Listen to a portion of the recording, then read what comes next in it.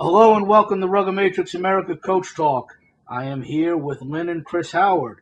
Lynn has an MD from LSU, specialties in Virology and Epidemiology and Reproductive Endocrinology. She opened and ran a clinic in West Africa. She also has a Bachelor of Science and PhD from Scranton in Biochemistry from Scranton. That's me. That's Chris Howard. Chris. Jesus Christ. I was going to say, how do you be a doctor and all this other stuff? Chris has a Bachelor of Science and PhD in Biochemistry from the University of Scranton and co-degrees in Virology and Epidemiology and Atomic and Molecular Physics. The bottom line is we are here today to discuss COVID-19, the reason that a lot of us are kind of holed up in our houses. And I want to get into initially, and you guys will have at it. Are the statistics correct? Are the measures that we're taking, masking, etc., are those effective or ineffective? And who are the risk factors? And you guys have a lot of information on this, and a lot of people are scared and don't understand what's going on. I, for one, am not scared, but that being said, that let's give us a little bit of clarity and try to alleviate people's fears, because I believe there's fear mongering and there's also political pressures. There's a lot of balls in the air on this one, and I'd like you to just knock them down one by one and let us know what you think. And thank you very much for being here. Oh, thanks for having us, Bruce. You're right. There are a whole lot of balls in the air. And as soon as we get a crisis of any kind, those who are opportunistic know just how to jump on and make it their cause. I guess it's best to discuss some of the balls in the air and why it is what it is, beginning with incentivizing through federal funds certain statistics. When you do that, you're going to get a bias because people want to get paid. Tell us about the extra money that you get for saying someone's COVID-19. Sure. There's a dollar amount that a hospital gets reimbursed for admittance. For uninsured admittance. There's a dollar amount for ICU admits. There's a dollar amount for deaths. And because they tie this dollar amount to federal funds, you're going to see some of the more financially unstable prior to this have falsely inflated data. A prime example, if I could jump in, is intubation was also a benchmark after ICU admit, but prior to patient expiry, they said that intubation was to be a benchmark for a payment. You'll find that none of the ICU patients that have been listed or labeled as COVID deaths have not been intubated. Right. And from statistical sense and timing of how people and their bodies work, that's just not it's how suspect. You see it. Not to mention the protocol and the criteria for determining COVID deaths are unlike any other in medicine. In the past, confirmations that weren't obvious were required to be confirmed via pathology. Obviously, there's not enough time for one pathologist to do this many autopsies at once, but they have lifted the criteria to not even include positive PCR testing to determine cause of death. What's a PCR test? So that's a good question. Let's back it up to why are these statistics so wrong? And let's start with the methods of testing that they have. So the CDC took over all aspects of testing early on when it was announced that we had a problem. And with the CDC's domination of what test and where. They controlled it all. I know a lot of people like to blame Trump for this. Trump had absolutely nothing to do with the first generation of testing that came out of the CDC, which happened to have been contaminated. So that further delayed getting testing to the US. Then when they finally did push through a testing method, they used something called PCR, which is a polymerase type testing that tests for nucleotide material, meaning you are shoving a swab of somebody's nose through their sinus cavity to right below their eye, basically, to get material to test for RNA sequencing that matches COVID-19. Wait, what does it match? RNA sequences. But it matches for any coronavirus. Well, it tends to, because if there is a redundant RNA material in a regular garden variety common cold coronavirus, it could also set off a positive. So that's one of the first problems you have with these kind of tests. You're searching for active infection. Okay, it has to be active, and the viral load has to be high enough to produce enough RNA material to show up on that swab to be determined positive. So you have a possibility for false negatives by not getting a good enough specimen. You have a possibility for false positives by getting sequences that are also there in a common coronavirus. There are over 100 varieties of coronaviruses. This one is novel for a reason, and I'll get into that later. That said, they determined that PCR technique was how they were going to test in this country. Personally, I find that to be a bad choice. And the reason being is you are only testing the severe presentations, people who were basically almost to the point of hospital admission. Those are the people you're testing. Somebody with a very high fever, somebody with labored breathing, someone who has chest tightness and literally feels like they're going to die. These are the people that they're testing for active disease. So when you have a total number of tests being the, say, numerator, and you have a denominator of how many end up dying as a result, you're going to have a false mortality rate, because that true mortality rate should be out of the total number exposed. And you're not going to get that number determining who is actively infected. You're not going to get that number of how many are exposed. Can I jump in? Yep. If you wanted to right off the bat, the best way statistically to have sorted that out from early on to get a broad picture as to what kind of penetration we have with this virus nationally, you would have taken a certain number of cities, say 5, it could be as little as 5. You know, the more you do, the better, obviously. Right. Back in February, around February 5th, Chris and I, of course, this is our pillow talk.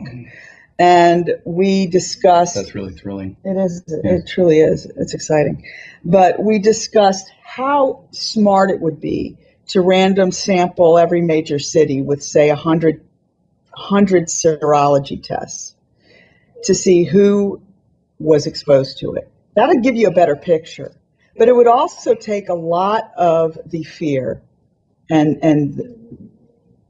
I call it call the virus a weapon in that it's a kind of a gun to the head. And when you can take away the fear, you de-weaponize the idea of the virus, of contracting the virus, particularly if it starts showing that 60, 70% of you may have already been exposed. Right, could have had it in your body. So if you did an antibody test from the get-go of 100 to 1,000 in each of those cities, and it started showing up that, hey, look at that, much like what just came down from the Boston homeless subgroup that was tested, 300 some were tested. Bay Area. And the Bay Area. And with the Boston ones, 140 some out of the 300 were actively infected, not just prior infected, but actively infected and entirely asymptomatic.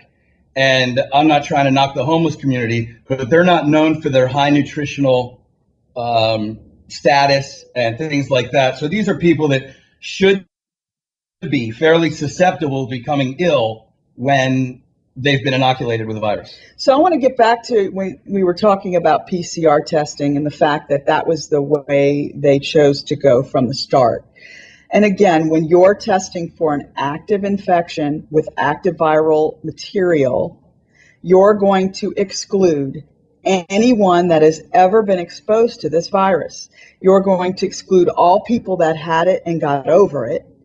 And that's a big number, particularly since Chris and I have now proof that it was here last fall, and it did not start in January. And my big criticism of how things are being handled is it's all based on the premise that China told the truth and that the WHO told the truth. And that is a really poor premise to have, particularly since historically they lie, period. They're not transparent. It's a communist regime. People don't understand just what that means. And if you base your entire plan of action on their information, you're going to fail. I had reason to believe that at the end of October, November, December, this virus was already here. And judging from now testing serology, immunology for antibodies of the past, we're finding that a lot of people have been exposed, have already had it, and it fell into that category as you have a viral pneumonia, but you tested negative for flu. Well, that was here, and that was a whole subsection of viral pneumonia. Actually, a greater than a majority, greater than 50% were non-flu A or B viral pneumonias, nor RSV. So we didn't have a name for it then, right? Because China didn't come out and say so. We didn't have a test for it.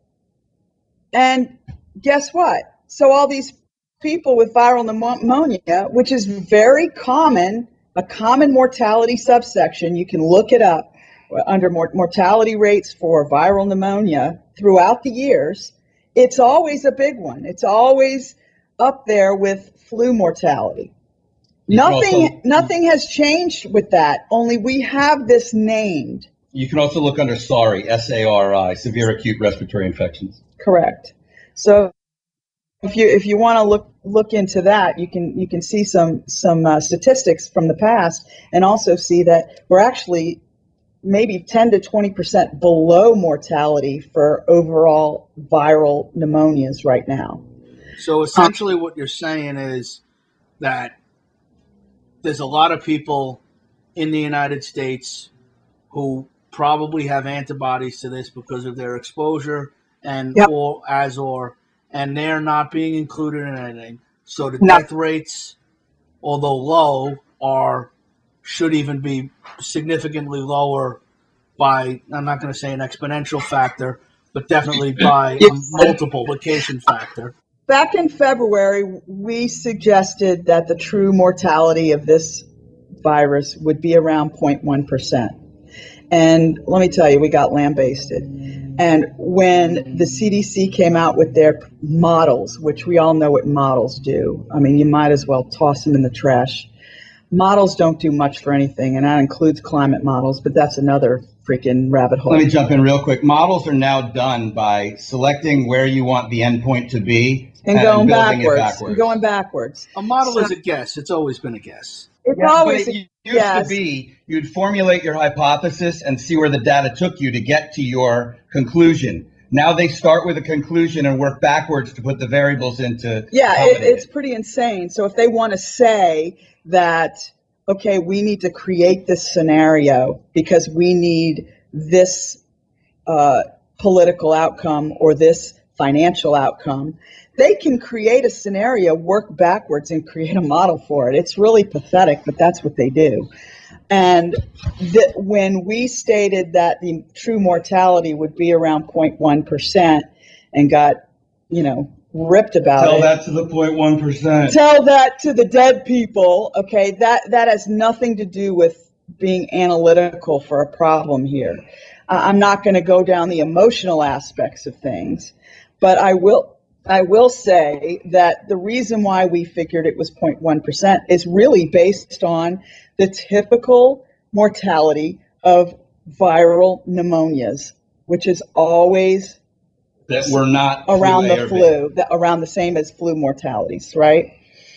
And we stated this early on, and of course, that would not elicit a reasoning for shutting down our entire economy. That would not give a good enough fear to have people lock themselves in their homes.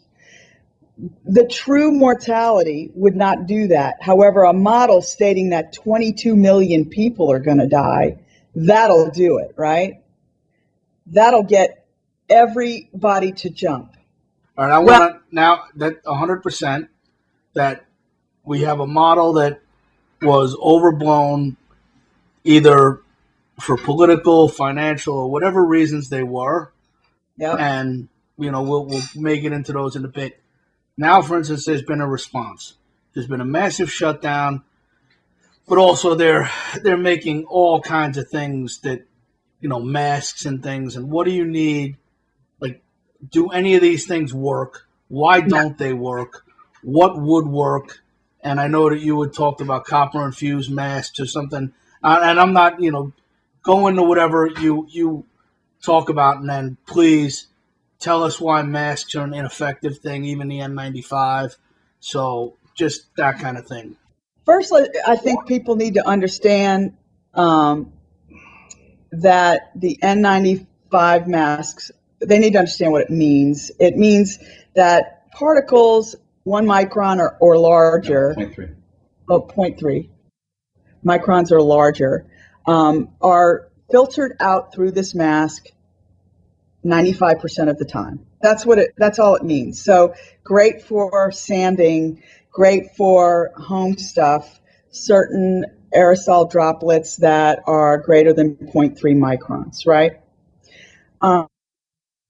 This particular virus is 0.05 microns in size. Now, will it protect you if you sneeze or cough into the mask? It'll stop a wad from spreading it, but there's still force going through that mask. There are still microbes that are 0.05, like the coronavirus, that go right through it, like a tennis racket. So at what point, statistically, do you think a mask in the general population is going to protect you versus keeping a safe distance, washing your hands, and not touching your nose or your mouth while you're out there, and getting home and washing your hands? There is no clinical significance in not wearing a mask and washing versus wearing a mask. There's actually a in any of these things, we can give you the citations offline or whatever, that it was poorly designed, and I'll tell you why after I tell you the control groups. It was people that wear masks and wash hands, people that wear masks, and people that didn't do either with regularity other than their normal, quote unquote, normal practice. So they left out a hand washing only. They didn't put in a hand washing only control group, which was to their detriment. Because as the data showed, people that did nothing out of the ordinary had the same rate of transmission and infection as those who only wore the mask.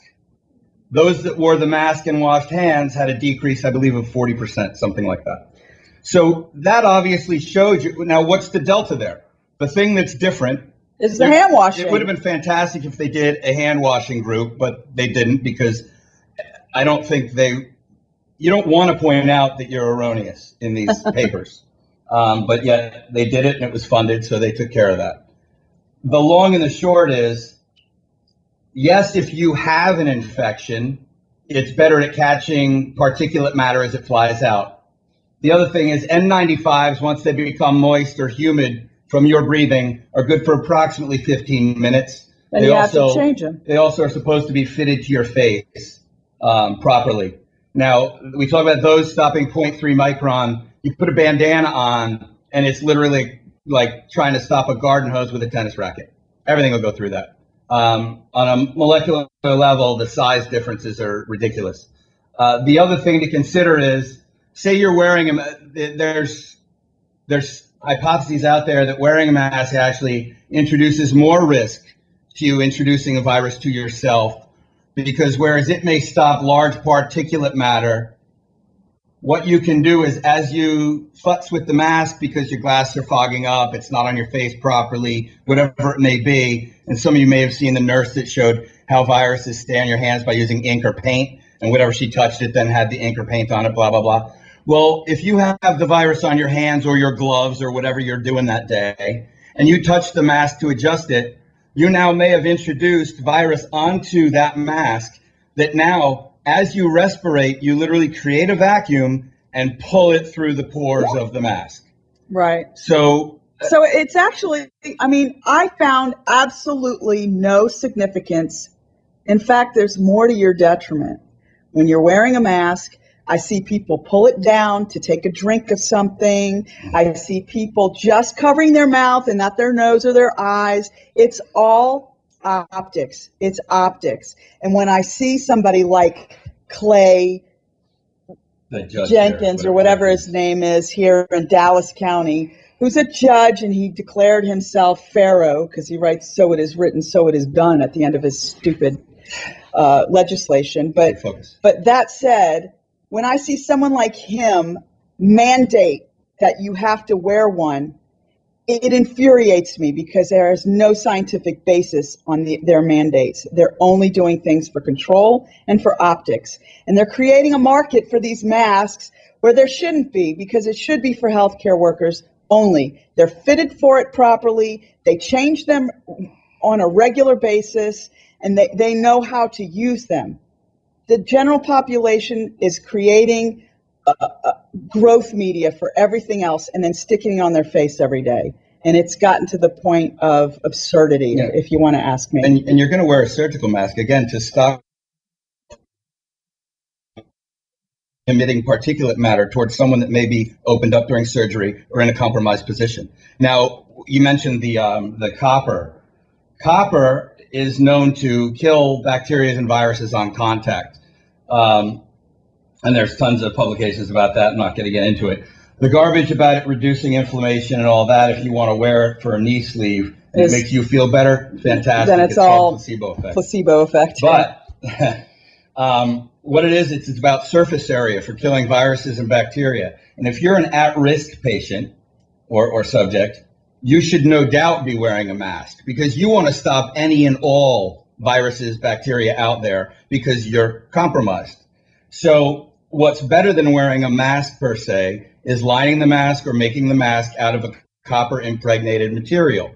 Because if it catches on that material, as we talked about, where you can vacuum in particulate matter, well, it's going to hit strands of copper and be destroyed. So if you feel better wearing some sort of barrier, that's you. You know, I'm fine with whatever. It's none of my business. But the long and the short is, if you're going to do it, do something that's actually going to make a difference.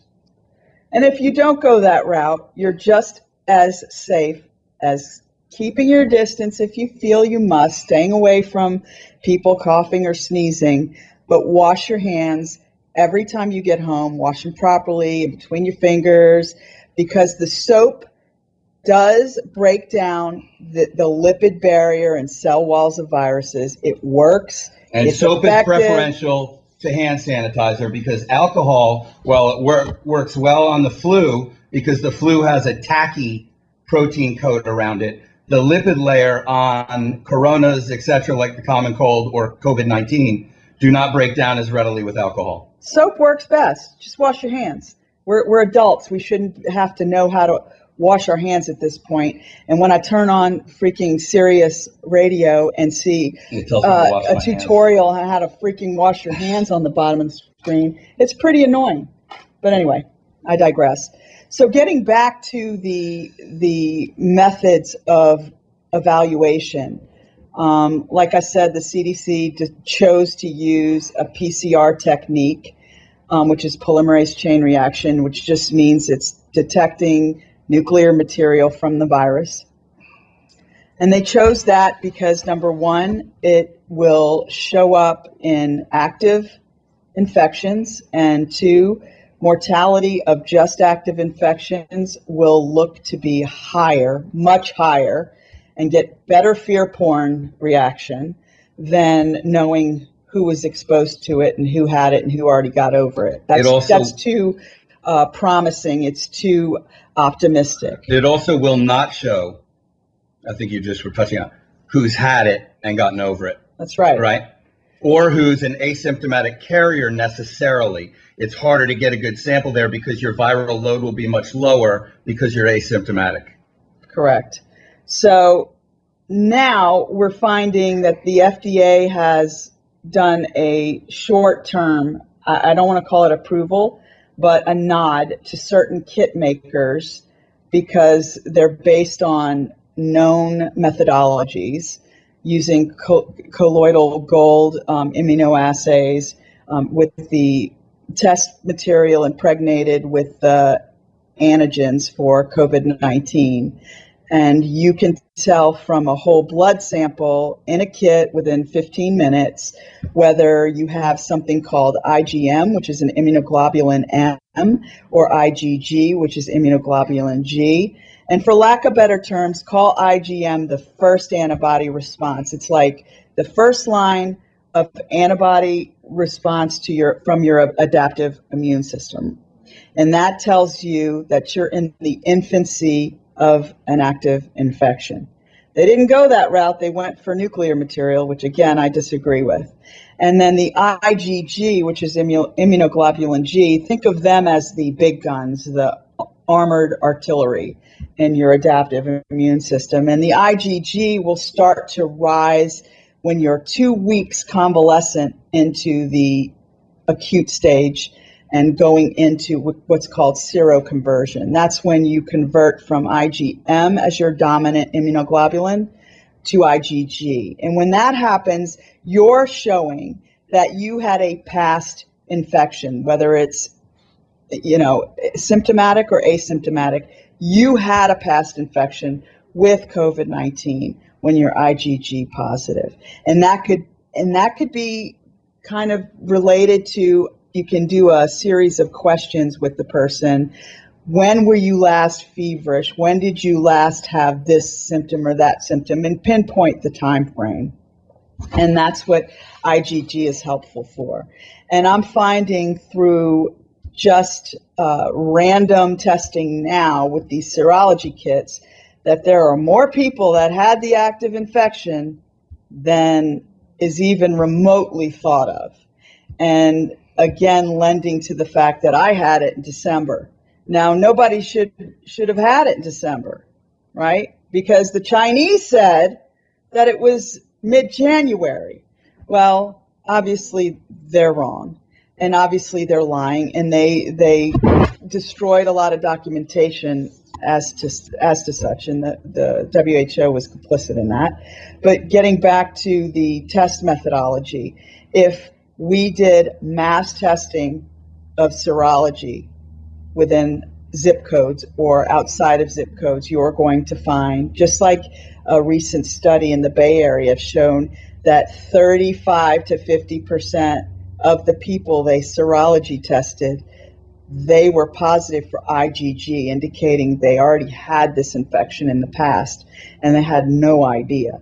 So when you include all of those people in these mortality numbers, your statistics shift markedly. And that's going to really bring this fear down rapidly. And people are going to start getting angry, and they don't want that. I said before, I believe in my heart of hearts that we peaked at the end of February.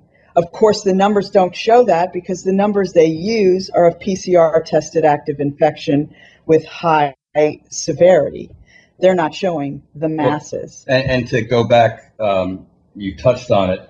If you had transmission occurring prior to when you're measuring, the whole phraseology of flatten the curve is lost because the curve started months prior. So because you're now just testing at X date, there is no curve prior. How do you know where the peak is? The peak being the top. Are you on the downswing? Just because you're now measuring more and more and showing activity doesn't mean that you didn't miss the boat. You know, and you're going to have that gradual rise. Is that gradual rise because more people are becoming infected day to day? Or is it because you're measuring more people day to day? Exactly. And that's the case. We have more test kits for the PCR method. They're starting to loosen their criteria, whereas before, if you didn't have an active fever, they wouldn't test you. Boy, does that make your mortality look crazy, right? But now they're loosening that much to where you don't have to have an active fever, but you have to have some of the other criteria, shortness of breath, labored breathing, maybe chills, but those kind of things are opening up to that kind of testing. However, again, without serology, without showing who was exposed, who's already had it and gotten over it, you know nothing. And it's down to what I call their little catchphrases. The government's great at creating marketing. Flatten the curve. How many people use that? And it's a hashtag, and it's so in vogue. I'm doing my part to flatten the curve. I'm staying home. I'm doing my part to flatten the curve. Okay, you don't even know where the curve is to flatten it. What they've done is drawn themselves in an exit. They painted an exit on how they can say, see, it worked. Our curve is flattening. No, our curve was already flattening. And that's what serology proves, that our curve was already flattening. And truth be told, when you start introducing higher temperatures, people going outside, UV light, salt water, you're not going to get a virus living in that. Your transmission numbers are going to go down seasonally, whether you like it or not. So if you look at someone like Sweden, who has not instilled this shelter at home or have stopped their economy in any way, their numbers are no different than ours in relation to proportions. No different proportionally to anyone else. It's clear why we have a hotbed in Milan, and that is it's the only direct flight into Europe from Wuhan, China. The only direct flight is into Milan. And Milan created a whole community of Chinese that have come in to make garments for Italian designers. So they have an entire community of Chinese that brought in infection and a whole community of elderly, which is a good segue into what you asked regarding risk groups. Why? Okay. So with this particular virus, you're talking about a high risk group of comorbid patients. What's that mean? And that is, comorbidity is just someone who has an underlying disease or underlying issue that would prevent them from being able to fight this with their full immune system. So if you're immunocompromised, and that can include someone on chemo, it can include someone who's had a transplant and is on immune suppressors so they don't exhibit graft versus host disease. It can be anybody who's taken a biological for an autoimmune disease. It can also mean anyone who has, say, diabetes. Anyone particularly type 2 particularly, or someone who has heart disease. We're finding with this virus and its surface proteins that it requires angiotensin converting enzymes. That is what helps it enter into a host cell and proliferate. What is that? Well, think of an antihypertensive called an ACE inhibitor, ACE2 inhibitor, like lisinopril. An ACE2 inhibitor inhibits angiotensin converting enzyme. That's what the virus needs to proliferate. People with heart disease have a natural high level of that. So they're going to be predisposed to a faster proliferation of virus in the body. it's not the virus that's killing you, it's how you're reacting to it. That's what's causing the morbidity and the mortality here. You can think of it like parking spots almost. I'm great at analogies that make no sense to people. But someone without cardiovascular disease and a normal or even lower level of ACE2 receptor sites could have 5 parking spots. You have somebody that's being treated for hypertension, they could have 150 of them. So you've increased the surface areas where the virus can attach and attack you. Right. So that's why heart disease and cardiovascular issues is one of the risk groups. Obviously, COPD and other pulmonary diseases can be a risk group because with the release of your natural immune cytokines, which is normally what happens when you're undergoing an inflammatory response, what happens is the lung epithelium starts producing mucus, starts clouding up your ability to transfer oxygen to your red blood cells. So if you already have COPD or something that has eroded the septum in your lungs, then you're already at a disadvantage, and then you have this inflammatory response from the introduction of a virus that's going to make it worse. That's why you see a lot of numbers on ventilators, intubation, and so forth. So the key is to try to prevent even having to be intubated. Your high risk groups are your elderly with suppressed thyroid function, low vitamin A, low vitamin D. All of these patients that are of poor diet, obesity, and ill health, those are your high risk groups. Young people, the youth, people without comorbidities, overall healthy people, active people, they're not your high risk groups. If you find mortality in those groups, it's aberrant.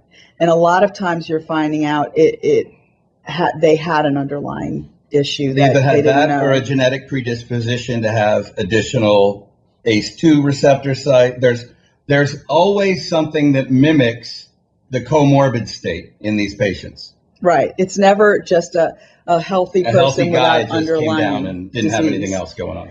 So with that respect, we can transition into how this is being handled. Can I go back a little bit, because you Absolutely. some interesting things. So if we were to talk about just certain things you can do, an ACE inhibitor, you probably want to have a zinc supplementation, because that depletes your level of zinc. If you're a drinker, probably the same thing.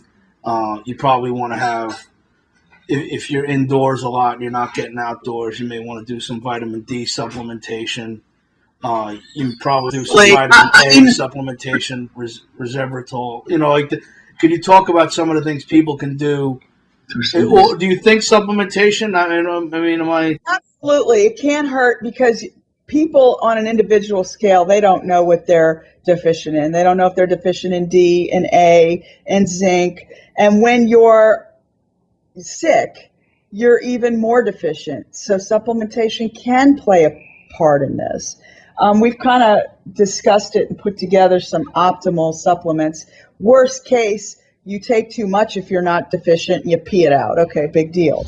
But and yes, before anybody jumps in, some of them do become toxic at much higher levels. That's such as not vitamin D. We're not talking about that. We're not approaching that. But Chris will go over some of the common supplements that can help you and support your.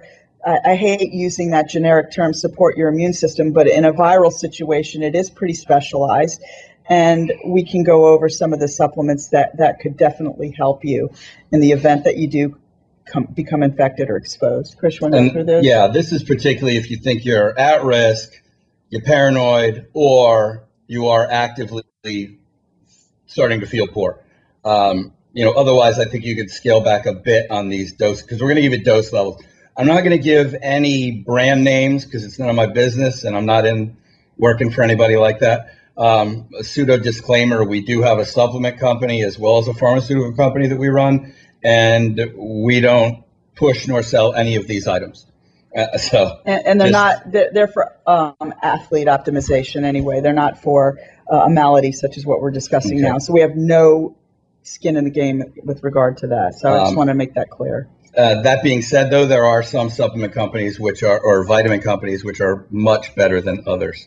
So I'd always suggest, if you can, find out if they have USP and or HPLC verification as to what's in them. Yeah. Okay. We broke it down into two different sections. Ones that can be taken once a day, and others that should be taken BID. That's twice a day. The reason for the BID basically is your body clears them quicker, so you just want to have more the coverage. So the QD, or the once a day, or vitamin A, as Lynn mentioned, it does a ton of different things in the body, but it particularly assists in cell wall structure and well, in this case, we're dealing with a respiratory virus, and one that attacks the lungs, the lower respiratory system. So A is imperative for epithelial cell keratinization, which is basically your line of defense in your lungs. And if you're deficient in A, you basically have a porous border. Okay. So vitamin A, it's not weight dependent or size of the person dependent. 5,000 international units that should be on the bottle per day, or 1,500 micrograms. One or the other will be on the bottle, or both, most likely. Vitamin D, also mentioned. You get it from the sun, you get it from your diet, you get it from lots of things. Most people are actually deficient. And D can become toxic, but it's usually much, much higher than what the RDA and all those businesses have said is what your upper limit of normal should be. We do think that this is weight dependent, however. Yes. So 20 to 80 international units per kg, which works out to about 9 to 36 units per pound.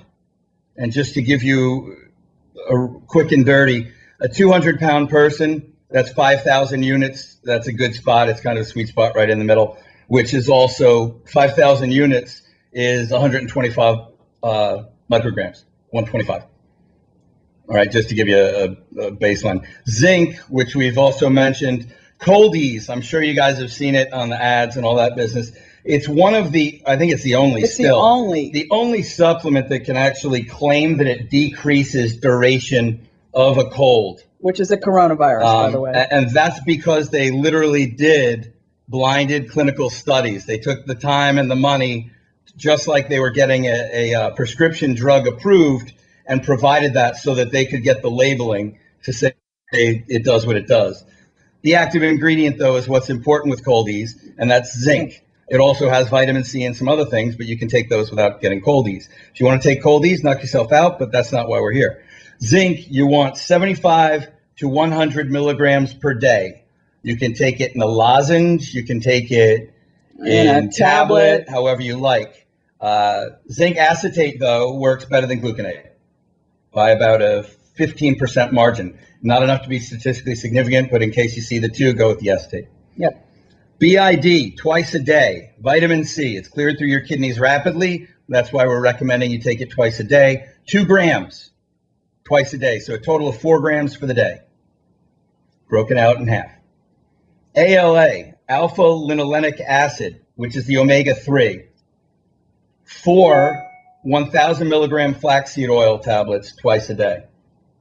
That's the easiest way to get it. You can get just ALA tabs, and they come from flaxseed. You end up paying a little bit more, basically, but the flaxseed does the exact same thing. Yeah. You can also take it in liquid, just do the equivalent to 4 grams twice a day. The most important one on here, most likely, from a publication standpoint and a research standpoint, is NAC, N-acetylcysteine. It turns into glutathione in the body. Glutathione is tremendous with a lot of different, from muscle building to recovery, but it also has directly shown antiviral activity.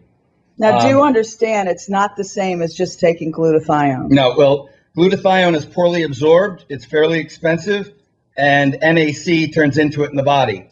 NAC is cheaper, you can take less and it absorbs. I'd go with the NAC. NAC, 1,800 to 2,400 milligrams, that's 1.8 gram to 2.4 grams twice a day. again, none of these are weight dependent. The only one that really was weight dependent that makes a difference is vitamin D. Glutathione, if you do want to go that route or you have it in your locker or whatever, 6 grams twice a day. So obviously that's a heck of a lot more, and it just doesn't absorb. It's a poor absorber, so it just doesn't make sense from that standpoint to take it. Okay. The other thing that they're all the rage in the athletic supplement world as well as cardiovascular health are nitric oxide boosters. One of the best ones, any nitric oxide booster helps. There's also evidence of nitric oxide decreasing viral load as well as preventing viral infection, but that's a big leap because that person may not have been someone that was going to acquire it in this study. They didn't stratify that, but in a lot of the papers, it definitely shows decrease in viral load. One of the best ones you can take is L-citrulline. You don't want to take, well, you can take citrulline malate if you want, but try to get L-citrulline, the pure stuff. If you take the malate, it's either 1-to-1 or 2-to-1, which means if it's 1-to-1 and you take 2 grams, you're getting 1 gram of citrulline. Right. Okay, so you want to make sure you're taking enough if you're getting one that's a salt versus the straight pure molecule. That you want 3 to 5 grams twice a day. People might mention arginine. Arginine was the go-to supplement. I don't know how many years ago now. Yeah. Upwards of 15 probably years ago, 10 years ago. Which was worthless. For nitric oxide boosts. Yes, arginine, when injected or directly into the bloodstream, is phenomenal at boosting nitric oxide. However, when you take it via the mouth, it hits the liver first after absorption. You have an enzyme called arginase, and it destroys upwards of 80% of it. Yeah, people were basically paying for expensive urine. Citrulline, after it goes through the liver, turns into arginine. So that's how we get past that. Yep. And again, that's 3 to 5 grams, which might seem like a bit. It's tasteless. It mixes with everything. Add it to whatever you want. And it's fantastic. The other thing that does quite well if you have the right mouth bacteria is beets. Beets bump up your nitric oxide. Correct. Eating them is probably not going to help because you'll need probably half a bushel to get to it. Your best bet is the dehydrated powder, and then you mix it. You wait about 45 minutes. Your NO levels will go up if you have the right mouth bacteria. Right. It takes 45 minutes because that bacteria in your mouth converts it. Without that conversion, you just drank a lot of dark red juice that tastes like dirt. Yeah, they also have like Beet Elite and those kind of lozenges that do work if you just let them dissolve on the tongue. Okay. Otherwise, if you don't eat a healthy diet, if you're, I guess traveling's out the window right now, but if you do find that you're not getting the nutrients you need, there's nothing wrong with taking a multivitamin also. Right. All these things are in multivitamins, at least on the QD, the A, the D, the zinc. They're just in lower amounts. So just do the math and find out what you're missing from your multi and take that in addition to, if you so choose. A couple of things to stay away from the pharmaceutical end is I would definitely stay away from the NSAIDs. If you're taking Advil or aspirin, I wouldn't recommend that at this time right now, especially with it being a concern for contraction of this virus. I would stick to Tylenol unless you have liver disease, then that's another story. But if you get a fever or a headache or whatever, try to stick to Tylenol because NSAIDs have been directly proportionate to severity of symptoms when you do contract this virus. The other thing, before we get too far afield, the other binding mechanism with COVID-19 and all coronas has been found to be something that's called TMPRSS2, which is a serine 2 protease. And to jump in, to backfill a little bit, and I apologize for the detail level, but proteases are basically the way now new HIV drugs work. They get what's called a protease inhibitor. A protease is found, you have different types of proteases throughout your body. They're useful for different cells, for different activities, etc. The other thing is, though, viruses, as Lynn said, they don't make you ill. All they do is make more viruses. So they turn your cells into a virus factory. they utilize these proteases, in this case, to attach. The TMPRSS2 is utilized for attachment to that ACE2. Some other viruses, and this may as well, there's more data coming out. They also use it for viral replication. So without certain proteases, when a virus splits and makes another one of itself, it almost looks like a zipper opening. And when it starts opening, it uses a protease at the end to break the one into a complete form of two. Yep. Well, if you don't have that protease, they don't break. They can't your break. Immune system has time to whack it, and your viral load doesn't go up. So if you look at all the words that end in vir that are coming onto the market, those are all protease inhibitors with HIV. So when you hear of stuff like Tamiflu, that's specific for influenza type viruses. What's that generic name? I can't think. I forget the generic name for Tamiflu, but it ends in vir. But like acyclovir was originally for herpes, Valtrex, Famivir, all of these virs are different types of protease inhibitors, but every virus has a different type of protease. Some are cysteine proteases like Ebola and a filovirus, and some are something called serine 2, which is that TMPRSS2 receptor viruses, which are coronaviruses. So there are certain compounds down the pike that can easily inhibit these types of proteases, and that's where the focus should be, on treatment options and not on a vaccine, and we can get into that later. And then to touch on that quickly, I mean, we can kind of close the loop in that when we do talk about vaccines, it'll broaden again. But the bottom line is what happens when you use a protease inhibitor, you stall the virus from replicating. Your body has time then to attack it and doesn't get behind the eight ball from too much viral load. And it still creates an antibody to the virus, right? Whether there was a protease there or not. So it's really the quote unquote new way to vaccinate, right? Because you're exposed to the virus, you create the antibodies. Vaccines expose you usually to a broken down either portions of the virus or what's called attenuated, an inactive form of the virus. So what that does then is let you make antibodies. You then carry the antibodies for X amount of time. You might need a booster, or you're re-exposed to it, and you keep those antibodies in your system, which are the IgG that Lynn spoke of earlier. So you're really allowing your body to create the antibodies by utilizing protease inhibitors.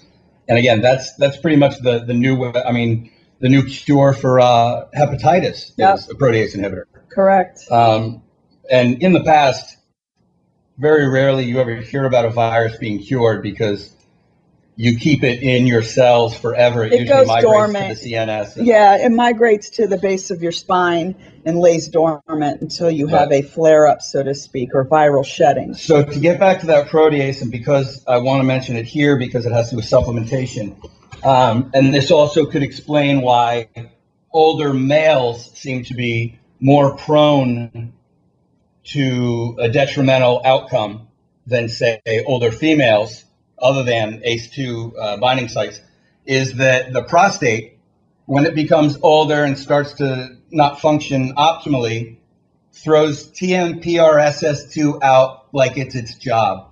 And levels are, I think I've seen things where it's thousands-fold higher in people that have prostate cancer. So prostate supplementation for hyperactive or prostate hypertrophy would not hurt, like a saw palmetto or whatever the supplement du jour is for people with prostate support. Yeah. Because between the ACE2 and the TMPRSS2, that's what they're targeting for the protease inhibition at this point. Yep. So I just wanted to bring that up now regarding the supplements. There are a host of promising treatments, pharmaceutical treatments, that are extremely efficacious and not getting enough play in the media because the media is what it is. It's pretty pathetic if you want to ask me. But that said, there are very effective treatments out there for those who do contract the illness. And as I said before, the focus needs to be on the best treatment for this, because the bottom line, what's going to save us from having to deal with this in the future with this virus is going to be exposure and herd immunity. And the best way to achieve herd immunity is for those at risk to continue with this type of precaution, stay in, take the precautions, wash your hands. But those that are not high risk need to be exposed. They need to either get it, whether it's symptomatic or asymptomatic, and build their own immune system. Because when we have enough people in the population with the antibodies to this, then transference and transmittance of this virus will cease. It'll be knocked out as fast as it's brought in, and you will start to see it completely disappear. But until we do that, keeping everybody inside and babying everybody's immune system, regardless of risk group, we're setting ourselves up for something worse later. I'll just put that out there. And to touch on the herd immunity issue, herd immunity is, I'm sure people have heard parts and bits and pieces, and forgive me if I'm redundant to it, is where enough people have it that you're no longer transmitting it to others. And usually it's based on a percentage of how many in the herd have it. That gives you a reasonable estimate of transmission slowing or stopping. And you usually hear about herd immunity with relation to vaccines. Right. But because we're dealing with, like Chris mentioned, about the new way to truly vaccinate, being each individual's immune system, herd immunity applies here. So you have different transmissibility numbers for different viruses, whereas the flu, I think, is 1.4-ish, and they've found COVID-19, they believe, I think, to be between 4 and 7. I think they average it out to 6. It means you can count on that one person giving it to 6 different people. All right. To give you a comparison, measles, which is highly communicable, has something I think like a 17. Yeah. So if one person gets it, the average number of people they spread it to is 17, if unvaccinated, et cetera, in an open population. The long and the short of it, though, is the number of people, call it vaccinated or with antibody protection, is directly related to what the transmissibility rate is. So whereas you need something over 85% of the people to be covered with antibodies for measles not to be transmitted with regularity, you need 60% for something like COVID-19. And that's a small portion of the low risk group. So that's what we need to be shooting for. We need to really focus on treatment if you get it and exposure for the healthies. That's the way to rid this. And if you notice, it does have a relatively high contagion rate. But think back to February when the WHO said it's not transmissible, but from human to human. They literally made a statement, and I have the original statement. It was actually in January, too. In January and the beginning of February that said it's not transmissible. And not soon after that, we had Nancy Pelosi in the population of saying, don't, everybody come to Chinatown. And you had de Blasio going around suggesting everybody go to theater. And it was all based on the WHO, and they got their information or their propaganda from China. And that's why I feel that the measures taken right now do not flatten a curve. And I mean, if anything, and I'm not saying to throw kids to the wolves, but the long and the short is the thing that's probably going to prolong this in hindsight more than anything else was closing the schools. Because I don't think there's been one case of a student age person getting it and having severe symptoms that didn't have an underlying issue.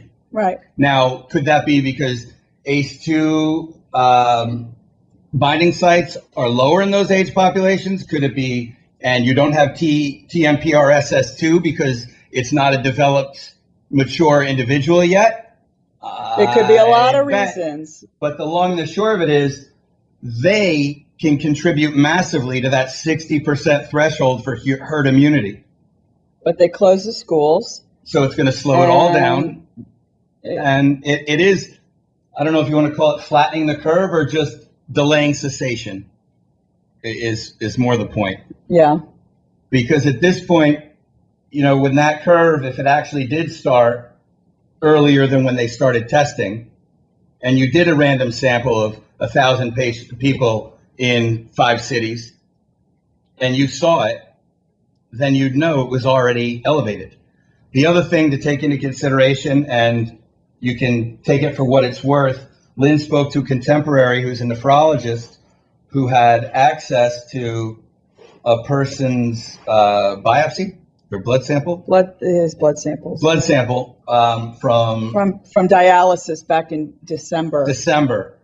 And they tested positive for the antibodies. So all he already had it. The bottom line is our little theory of when it was here earlier. It doesn't mean you have to show it was in thousands of people. If you find one, it means it was here. And we found more than one just with myself. So, but the longer they delay the serology kits from getting into the public en masse, they can also stick with their story that it didn't get here until Feb or late January, because by then someone infected in February can have IgG present, and they can say, oh, well, that was an infection from them. Yeah, which isn't the case. So they closed the door on the window of saying how far back you could have acquired it, basically. Even though you felt like shit for a week. I knew when I was sick. Yeah, Chris was sick at the end of October. I was sick in December, and it was unlike anything I've ever had. But it was. And I didn't have to go to a doctor. I didn't have to go to the hospital. I convalesced at home. It sucked, but whatever. But I'm a healthy individual. And now you've got an IgG. And now I have IgG. So. Can I, if I can summarize, and we're going to go further. I'm summarizing the past part of the conversations that you can supplement, and there's, the water soluble ones probably twice a day, and the fat soluble ones probably once a day, is what I was almost getting. Yes, absolutely. Except once a day. Yeah.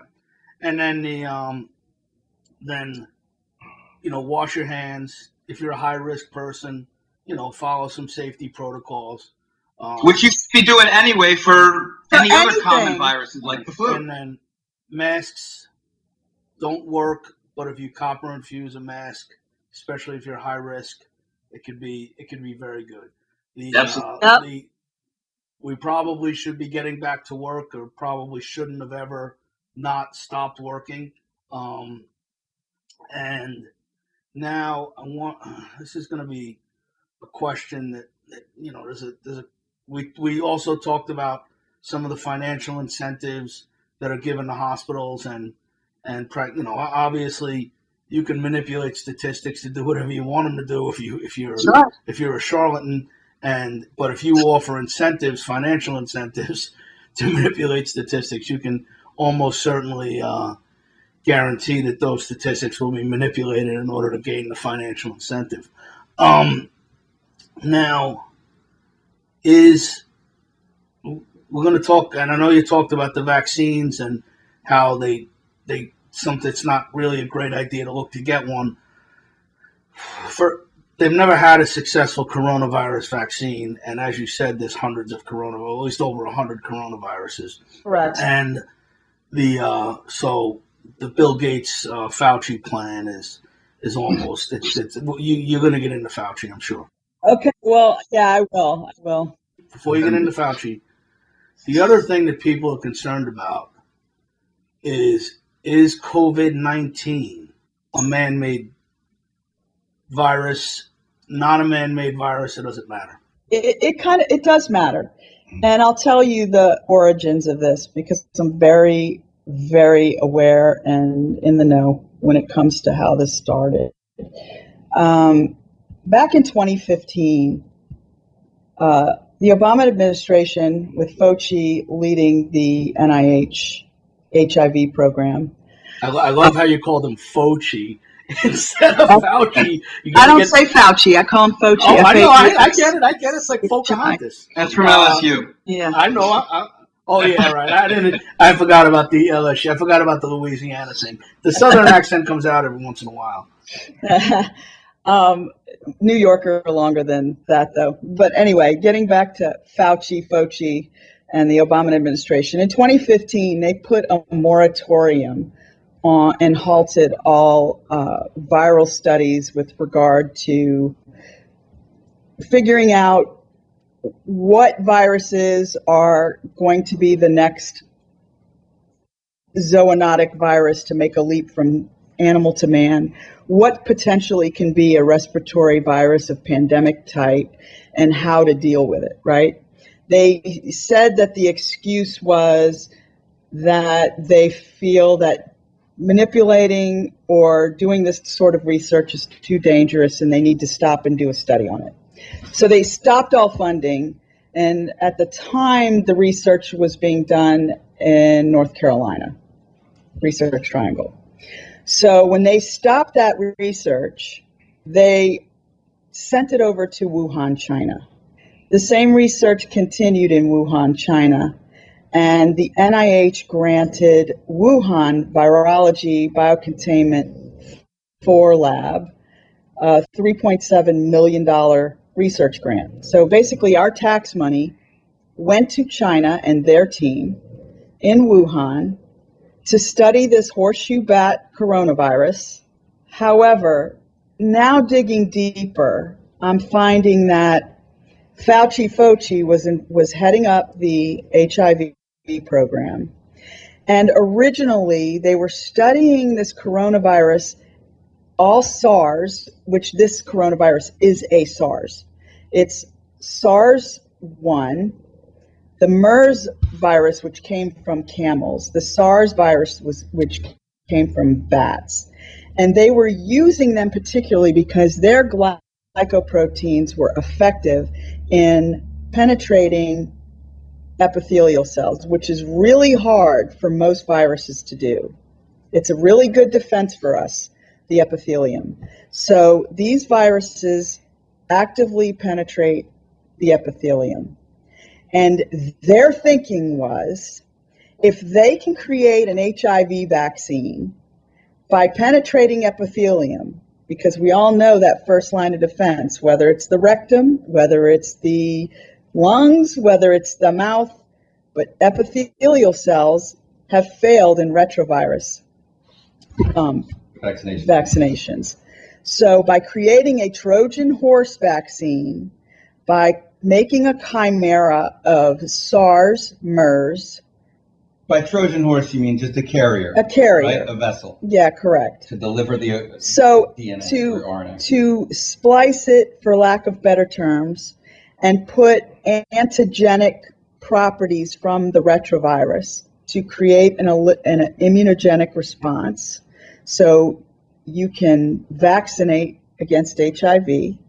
So I believe the intentions were correct, right? Real quick, chimera, Lynn mentioned, it's a man-made combination of one or more virus strands put together, just to hit that. Okay. So if you've read something or heard something that this is not just your garden variety coronavirus, it also looks like it has this SARS component and this component from HIV, that's partially true. And the motive is not true. I don't believe they were creating a bioweapon. I think the bioweapon is evident. The mainstream media and these government entities are the bioweapon. The virus doesn't have to be virulent when you have fear porn, right? But I don't think the intentions initially was to create a bioweapon. I think the intentions initially was to create an efficacious HIV vaccine. And when it was stopped here and relocated to Wuhan, I mean, personally, I find it to be a mistake because there's a documented history of failure to contain or follow protocol in China. They fail on many levels. A lot of things were leaked out that should never have been leaked out. Those failures were in the news when this all transferred, if you go back a few years. Yeah. There's tons of publications where virologists were interviewed and they said, this is a big mistake. Well, the people that were pro it said, no, it'll be contained, this, that, the other thing. The bottom line is, the guy said, best intentions, and that's great, but it's going to get out. And what happens, like most things in China that are kind of half-assed, is I believe that the reason why they already had this coronavirus sequence is because they created it. And they didn't create it for a bioweapon necessarily. They created it as part of HIV vaccine research.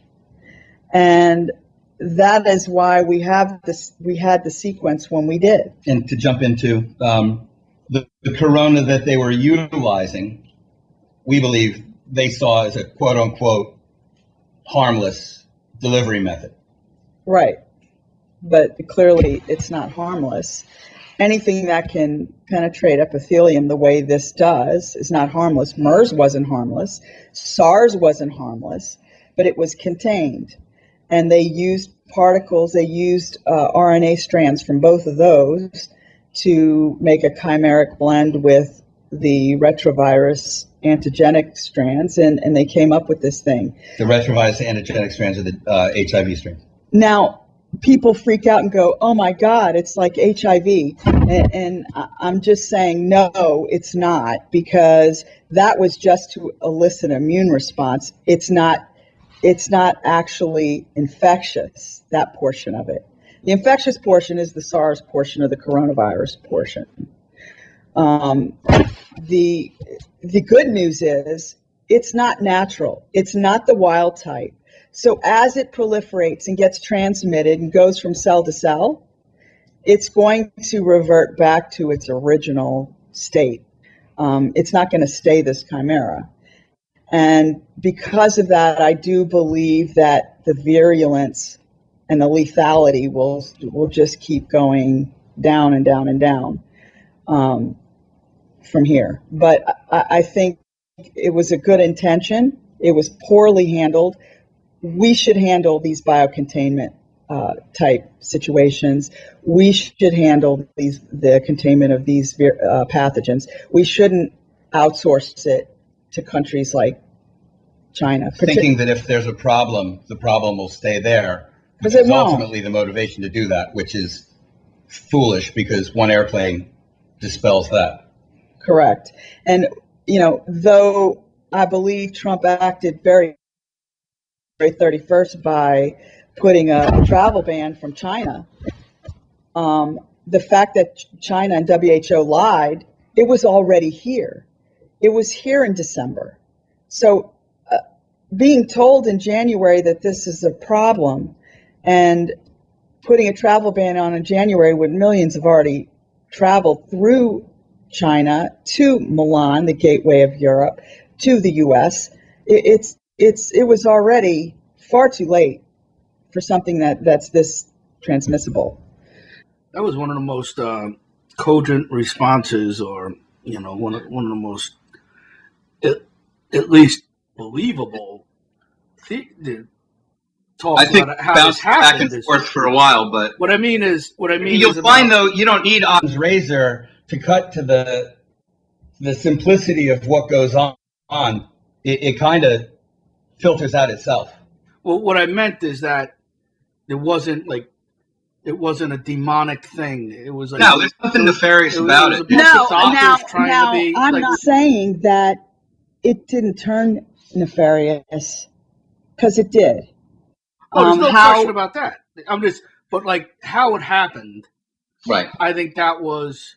It's like, all right, they tried to cure AIDS, and then they sent it to China, messed up, and the gateway to Wuhan to Milan is the only flight. I mean, there were so many things that you brought out that just aren't in.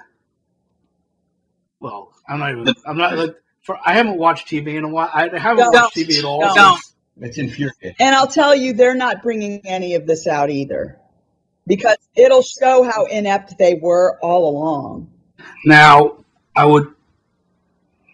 This has been brilliant, and like I didn't say a lot because I was like, holy shit, this is good stuff. But is there anything else about this, for a general? There actually are, by the way, there are several doctors who are friends of mine they want to hear this podcast. So, the technical stuff really is good for them. And, it probably goes over my head and other people's heads. But, I used to have a joke that I used to say to friends who were smart. So I have, there's about 4 of them. And I was like, everybody talks about DNA, deoxyribonucleic acid, but his ugly cousin RNA, he doesn't get shit. He just sits around RNA. Nobody knows who RNA is. Everybody knows who DNA is. We're going to do DNA and DNA this. And now RNA is getting this comeuppance, man. That's right. RNA shut the damn economy down. RNA is a pissed off animal. Well, sadly, the DNA from the mouthpieces are what shut it down, not the RNA from the virus, right? Good. Very good. Very good. I want to make a couple of points, almost pseudo disclaimers. We keep saying China. I think it's more to the point, the government of China with the information control and problematic issues. We obviously have absolutely zero issue with Chinese people, etc. Because, it has nothing to do with the actual people that did it. And we certainly don't think it was released with intent. But I've seen a lot of things in the media where people get attacked saying, you're saying the Chinese did that. No. It's the dissemination of the information. It's a communist regime, and they're going to be the arbiter of all information and how it's relayed and what reality is and how to shape the narrative. And the truth of the matter is there is evidence showing that they destroyed documentation when this was first noticed, when the cluster was determined, when they saw that it was a problem, they shut it down. The WHO was well aware that there was a problem, and they shut it down with them. Well, they also immediately utilized it in a propaganda sense in pumping up the supposed or anticipated lethality. And, one of the first things that did was got everybody off the streets in Hong Kong. Yeah, there were no more. They utilized a bad situation to their advantage nearly immediately. And that's when it turned egregious, right? It may not have started with bad intentions, but it sure became one of those situations of never let a crisis go to waste. Because those are really good points. And you say the government of China. Obviously, you don't. It's funny because I used to order steamed beef and steamed chicken and from this Chinese restaurant, and every day, I'd order like 3 or 4 times a week, but a lot of it, right, for me and my dog and and my wife or whatever. And then he finally came up one day, just when this started, right around St. Patty's Day. He's like, please, thank you very much for believing in our food. We're closing our restaurant on Monday or whatever it was. Yeah. And that was it. It's just crazy that people jump to these conclusions and demonize subpopulations or entire populations when, they had no more to do with it than anybody else. No, and I'm not advocating demonizing anyone. Right. I just want to be clear on that because we interchange the word China with Chinese government. And as we should interchange America with American government, and we should interchange World Health Organization with Bill Gates. Bill Gates and the United Nations. It is the so-called public health arm of the United Nations, but my experience with them in West Africa and beyond has given me every indication that they've left science behind long ago, and it's more about an agenda and how to use science to get that agenda. So it's more of a means to an end now instead of what they originally were supposed to be about, and why we're funding them $450 million from our tax dollars. If Bill Gates wants to fund it, he can write a check, no problem. He shouldn't be screaming about us not wanting to fund them. But honestly, they're not on our side, and we get nothing from them. We get nothing from Bills. them. You get bills. We get bills, yeah. They are more in bed with the Chinese regime, and they will do their bidding. And if you look up Tedros, Tedros, who's the lead, the head of the WHO, he's as controversial as they get. I don't even believe he's an MD, but He's not an MD. He's a terrorist. he's not an MD. He's known to be linked with terrorism. He has suppressed more epidemics than he has whistleblown. Right. So the whole point of what he stands for tells you everything you need to know. And I, for one, don't want a penny of my tax dollars going to them. Never did. But, that's just me. Well, I'm a Ron Paul revolutionary, so I don't want a penny of my tax dollars going to anything. I don't want a penny of tax dollars. About it. Well, Howard family, Lynn and Chris, is there anything you'd like to say in closing? This has been, remarkably, it's eye-opening and just honest and clear and concise and provided evidence and now we also are going to put this on your Facebook wall. So if people do have questions and comments, by the way, be careful where you're fighting, because the Howard family does fight back. They're not going to sit there and be politically correct with you. I do want to add one more thing that's very interesting, and it's very aberrant in nature. And we talk about immunocompromised. Yeah. I think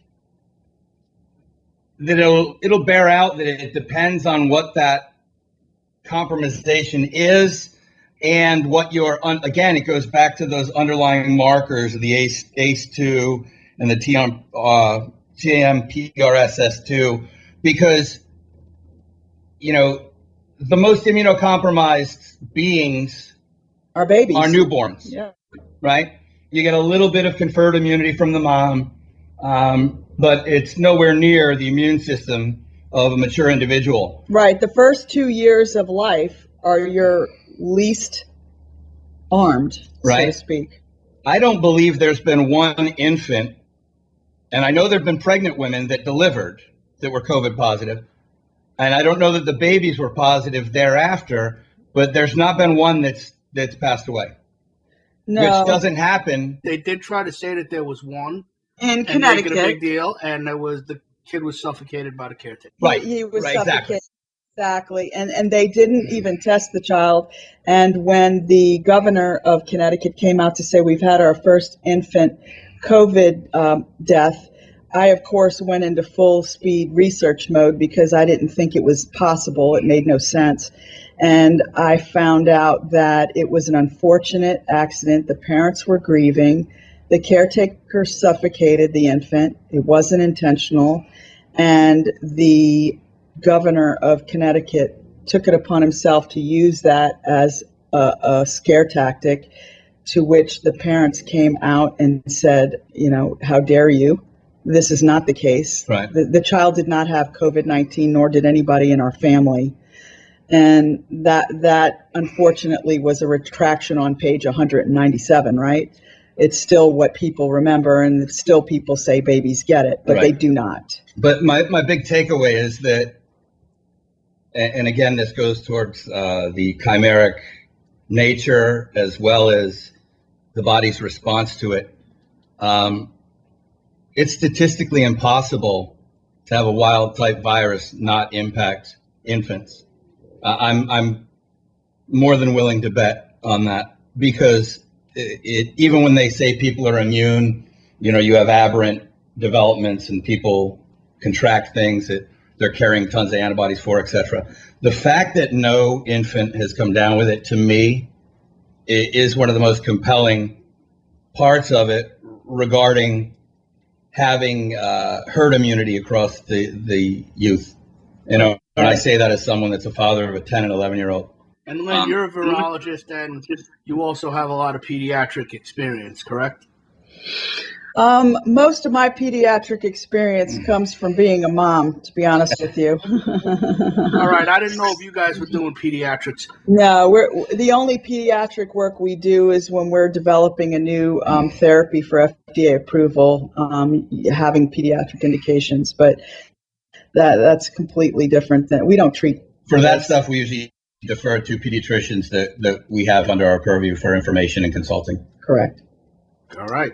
Which been in agreement with that as well. It's a massive anomaly towards typical natural viral transmissions. Well, I can't wait for someone to get a politicized pediatric pediatrician to come on there and try to fight you guys. I can't wait for that. Oh, I'd love that. That'd be interesting. Well, anyway, Chris and Lynn Howard, thank you very much for being on Rugby Matrix America Coach Talk. There wasn't a whole lot about coaching. You guys are great friends of the rugby family down in Dallas, and you Tiger Rugby, and you have a great seven. Tiger anymore, but we're with Atlantis and Dallas, the Dallas Reds. I'm hoping the seventh sevens. season does commence, but I might be pissing up a rope. Yeah, well, we'll see. Hopefully we get ourselves back to work. Maybe this will go viral and more than 8 people will listen to it. And we can get back to work. But thank you very much for coming on Rugby Matrix America Coach Talk. And we really appreciate it. Have a great day. Thanks, Bruce. Thanks, Bruce. Welcome, everybody, to this edition of Living Beyond 120. I'm your host, Mark Young, with my co-host and buddy, Dr. Jeffrey Gladden. Jeff, how are you doing in captivity? Oh, I'm doing well. I seem to be breaking out at every turn, so they can't hold me is what it feels like. Can't keep a good doc down. Well, we're going to talk about coronavirus today, folks. I know we've talked about it in the past, but we're going to have a completely different conversation with the show today. Yeah, this is going to be really interesting for people. This is going to be stuff you've always wondered about, but have never really heard clearly before. So we have doctors everywhere on this show today. We have doctors Chris Howard and Lynn Howard. Now, Chris is a PhD, and Lynn, I believe, is an MD, correct? That's correct. Okay, so we have all kinds of doctors, and we're going to be talking about the coronavirus. And if you could, real quick, both of you, Dr. Howards, or Doctors Howard, tell us a little bit about yourself. My background's in biochemistry for the most part, but I've spent approximately the last 30-some years doing clinical research in developing new drugs to be brought forward for FDA approval. And prior to that, I worked in the laboratories doing different extractions of cell lines, manipulating cell lines, et cetera, which we'll be discussing. So it's all kind of come full circle at this point. Okay, and Dr. Lynn Howard. You're talking to somebody with active ADHD. I mean, you can either harness it and become successful or end up in jail. And I don't do well in jail. So my background is in mostly infectious disease with a stint in endocrinology because the hormones rule your life. I did have a 15-year hiatus to trade block stocks on Wall Street and found it was pretty fun and I was pretty good at it. But back to clinical research where Chris and I actually met many years ago in clinical research. And now we develop new pharmaceuticals for FDA approval through the regulatory process. So we continue to do clinical research to this day. Okay, so we can see that you guys are a couple of gross underachievers, obviously, by hearing that long list of stuff that you're accomplishing. By the way, the ADHD thing, I will share a little piece of legit research with you in case you probably already know it, that ADHD people genetically, or not genetically, but statistically, actually end up as salespeople or in prison. That's it. I wasn't kidding. I did some of the clinical studies with donepezil hydrochloride, which is utilized for Alzheimer's, but it was also used for adult ADHD. And when we were recruiting patients, we found that many of the physicians said that we would find people, a lot of them would be either traveling for work, as you say, with a salesman job, or they'd be parolees. Yeah, it's actually pretty common. But at any rate, I kind of think of ADHD as more of a superpower than actually a disorder. But that's another show. It's true. Truth. So, Jeff, do you want to start us off on this conversation? Yeah. Lynn, Chris, and I are all friends, basically. We all live here in Dallas, and we've known each other for some years now. And we get together when we do and kind of nerd out on stuff. And I was talking with Lynn about Corona and COVID, and she was sharing with me some of her insights into the origins of this. You know, we've all been told that it came out of the wet market in Wuhan, but she's dug into this in a deep way. And Lynn, do you want to share with us your thoughts on where this actually started? Well, you have inherent coronaviruses in most animal species. In humans, we have coronaviruses. We have over 100 different variants. And historically, they're nothing more than an annoyance. And by that, I mean, when you consider coronavirus, you're thinking of viral sinus infections, you're thinking of common colds, you're thinking of, you know, when you say you have the kid crud, a lot of that is caused by coronavirus. They have a distinct ability to penetrate epithelium, your first line of defense in the immune system, actually. So when you find a virus that can penetrate that epithelium and activate and enter a host cell, then you pretty much have an annoyance, and it's usually a respiratory issue. It's never been the case where it's been so virulent. Now, thinking back to the 2002-2003 SARS-1, they originally said they found it in a bat cave and this, that, and the other thing. But if you look at the sequence of SARS, the RNA sequence versus the wild type found in bats, there are many similarities. However, they're not identical. And the assumption is that it made a zoonotic leap from the bat to the human, and in doing so mutated. That sounds reasonable. It does. However, when you look at the sequences themselves, you realize what has changed is not your typical zoonosis mutation. What has changed, you start to dig deeper and find that many years ago, going back to what, the 80s or 90s, they have been manipulating viruses to learn more about them, okay? So by manipulating, I mean they make them more transmissible, more infectious. They make them more virulent once you have the infection, and it supposedly teaches the scientist or the epidemiologist epidemiological behavior and what is possible for the future. This is called gain of function research, okay? Gain of function research is very controversial. You have two camps here. You have the scientific community that says why the reward does not outweigh the risk here. Why do this? And then you have the other camp that says it's important. It's important for learning behavior. It's important for potential epidemics and how to address those epidemics. So if we need to make a vaccine or a therapy, knowing where it's going is helpful in getting a leg up on that, okay? In the wrong hands, these pathogens can be really, really problematic. And from what I'm finding from the cell lines that they grew the original coronavirus X on, what I'm finding is they've grown them out, did gain of function research, figured out ways to make them very infectious and transmissible so they could work on. You're saying that the COVID-19 is basically man-made in a sense, that it's Not in a sense. Okay, if you want to say in a sense, but yes, that's what I am inferring here. That we're playing with nuclear weapons here.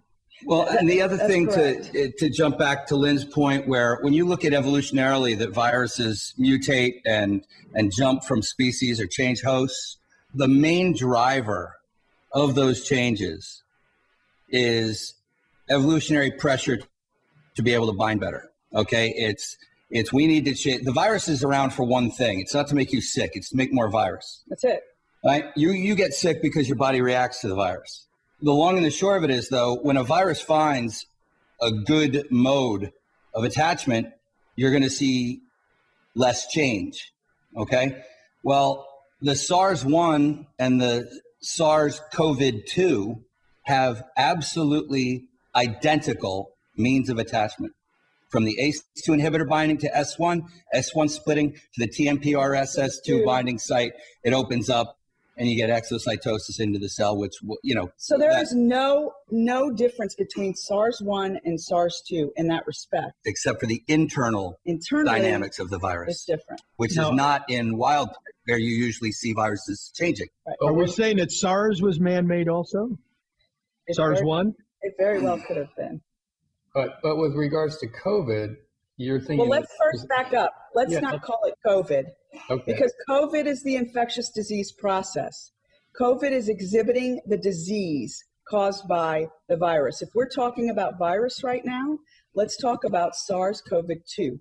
That's what the etiological agent is for the disease state. Okay. Let's talk about SARS COVID-2. So what went into making SARS COVID-2? Isn't it a chimera? Isn't it a two? Right. Well, that's exactly it. And the chimera, by definition, is made in the lab. So chimera, just so the audience understands, is basically when you take, and Lynn, you may want to describe it, it's when you take two things and basically fuse them together on some level. That's a very simplistic way of putting it. It's not so much a fusion, but it is a way of incorporating other characteristics from other viruses to create something. I don't want to speak on motive or why they would do it. My guess is originally, maybe they thought, okay, this would be a good way, a good vector, a good depository to create an HIV vaccine. Because the problem with retroviruses is they don't have that ability to penetrate epithelium, to get through that barrier. So vaccinating someone for HIV is very challenging. However, if they could find a way to carry it, maybe another virus, through to the epithelium, to deposit vaccine or antigen in this case, that maybe that's a mode of transmission or a mode of action. I don't know if... And that antigen could be multiple strands of HIV, say. Retroviral RNA. Or DNA, because which, it's a retrovirus isn't just an RNA virus. So. Which when they first uncoded, supposedly, the genome of SARS-CoV-2, there were 4 subsets that are identical to portions of the genome of HIV.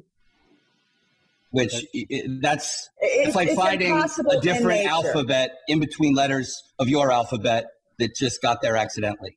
Yeah, it's impossible in nature for this to occur. That was my question. This couldn't have happened. This couldn't have evolved. Again, if evolutionary pressure usually is based on the binding, it doesn't change the inside internal RNA, DNA strands of viruses because they know what they're going to make. You'll also find with chimeras, as they reproduce themselves, you get a shift back towards the natural type or the wild type, the original it's not natural. Sequence. It's not natural. So as it goes through patient after patient and population after population, when you hear there are now 30 strains, it's not really 30 strains. They're still identical binding. It's just kind of changing enough to revert back to the wild type. Okay, flushing off portions that were added. So the audience understands what we're saying here, that it couldn't have evolved on its own. No.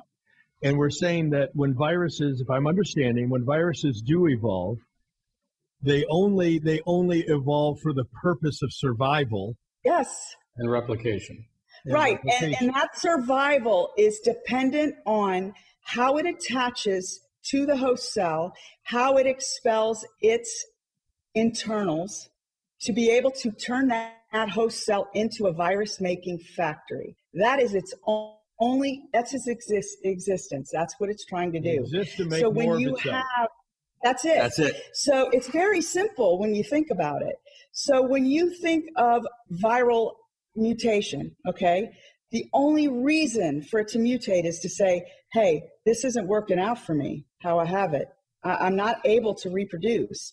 So I need to change something so I can make myself more have more affinity and reproduce in a host. That happens at the attachment sites. That happens on the outer coat with the spike proteins. So when you have identical spike proteins, That happens every year with the flu. That's Yeah. why the flu vaccine changes in how efficacious it is, because it matched more of the binding of last year's or less of this year's. So the closer it is to the prior years, the better. But if it changed a bunch, it's not going to happen. not gonna work. But what it still does to you is gives you the flu, because the internal RNA is the same. right. So because of this, because it's this mutation has supposedly occurred, okay, with the glycoproteins, with the spike proteins and the bindings still identical to previous SARS, to most coronaviruses, it's no different. It didn't happen in nature. So let me ask a question to all three of you, whoever can answer this. Did we ever come up with a vaccine for SARS? No. Well, that's not accurate. Okay, we did, but It caused more problem. Not a functional one, no. no, it actually made the animal models sicker than the actual disease state. They spliced in epithelial cells into mice models. They injected them, and the mice were sicker with the vaccine than they were with the wild type virus. Right. So let me ask you this. So we can kind of move this forward for the audience. So what actually are we dealing with here? We're dealing with something that was a man-made chimera of SARS COVID-2 that was created, and it was created where, and how did it get out, and all that. Was this a laboratory? It was actually first. The first iterations were here in the U.S. The first iterations started on a cell line from Fort Detrick. It was at UNC. You can pull up papers on coronavirus and horseshoe bats at UNC and how it evolved. You can pull papers on SARS, and you can see that Harvard was involved, UNC was involved. It went to Switzerland. It came back to UNC. A key thing here is back in 2013, they put a temporary moratorium on gain of function research. So 13 or 17. 13. Okay. So in 2013, they said, no more of this manipulation, changing viruses. Put that restriction in the U.S. or the world? Or U.S. So no public funding was going to go for any of this research, and it was shunned upon until they did studies on risk reward, ethics studies. You can pull them all up when you Google gain of function research. And in 2017, the NIH came out and lifted that moratorium and made it game on, okay? So in 2017 to 2019, you find more papers, more research on SARS. And then at UNC, UNC and Harvard. So you can find these research papers. Then fast forward to 2019, and I have the NIH grant number, when the NIH granted roughly $3.7 million for Wuhan biosafety level 4 virology lab in Wuhan, China, to take this virus, to take it over and continue research on it. So they have a grant from U.S. taxpayers to continue work on it. When did that happen? 2019. I thought it was 17. 17 is when it moved. All right. The actual grant was granted in 2019. So what's the qualification of the Wuhan lab to be able to handle something like that? They are supposedly a level 4 biocontainment lab. There are very few in the world. We have several. That's the highest. That's the highest, the most pathogenic, and there are strict protocols for handling and working with these pathogens, strict. And there is documented history of concerns in Wuhan, China on how they adhered to protocol or how they did not. And there were concerns about negligence and possible contamination outside of the lab if that sort of thing continued. So a friend of mine is a former CIA agent, and he was a biological, for lack of better words, biological weapons expert for the CIA. So biological meaning including chemical or microbes? Microbe. Okay. And he spent time. He actually went to the Wuhan facility Okay. and told me that the Wuhan facility is supposed to be what they call a level 4 facility. Right. Correct. That's correct. He said it doesn't qualify as a level 1. Yeah. Right. They're supposed to have positive and negative pressure areas throughout. They're supposed to have all the air that comes in or out filtered to contain viruses. They're supposed to have double entry for different rooms and, bleach baths in between. Nothing that comes out of there doesn't get incinerated, and on and on and on. Full aspirated gear, hazmat gear. He also said it's actually located too close to a major population, too. Absolutely. Absolutely. There's no doubt. You should never have that.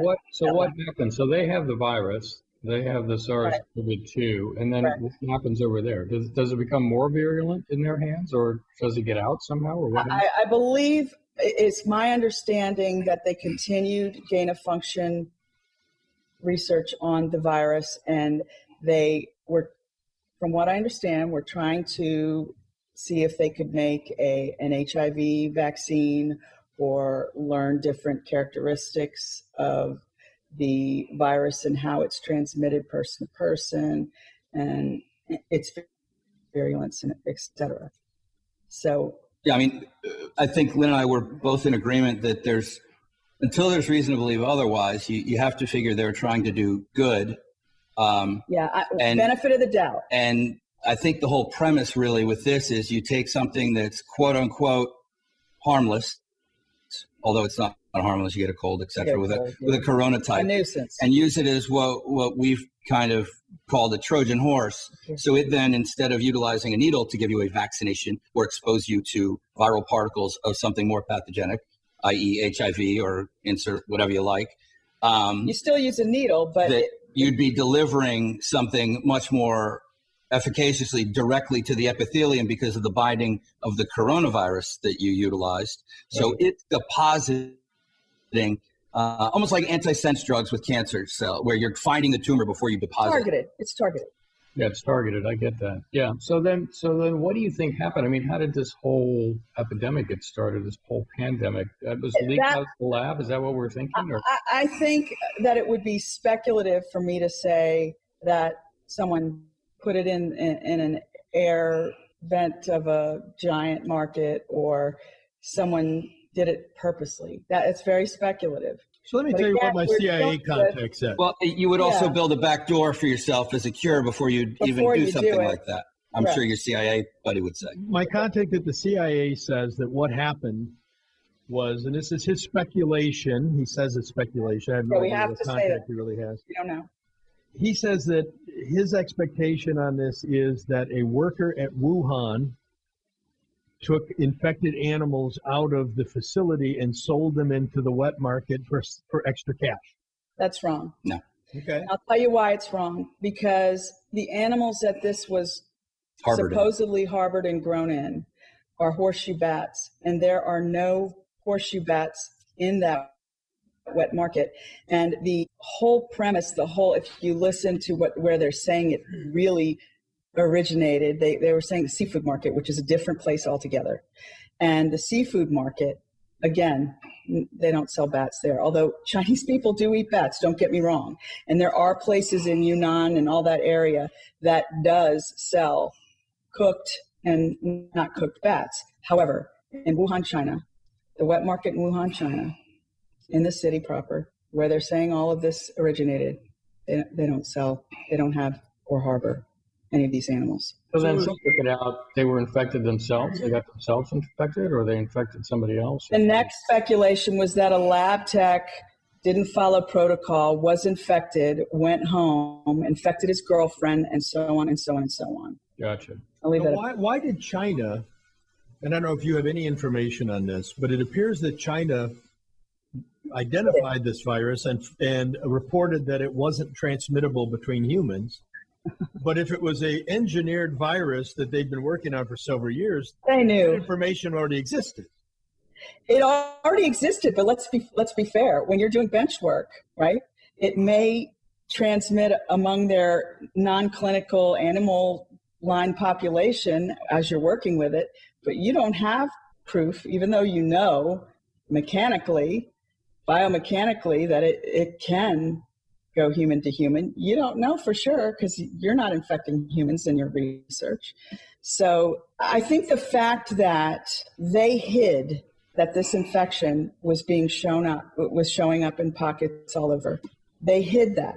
They destroyed documents. They would not allow our CDC to go in early on. They told the WHO, but the WHO kept it hush-hush. And in fact, they tweeted out at the end of January, even as far as February, that there's no proof or indication that leads to human transfer, which is completely false. So, I mean, you can go haywire with speculating cause. And So what makes this so virulent? Why is this different than a common cold? Well, why this is different, the RNA strand is much longer. There's more to it, right?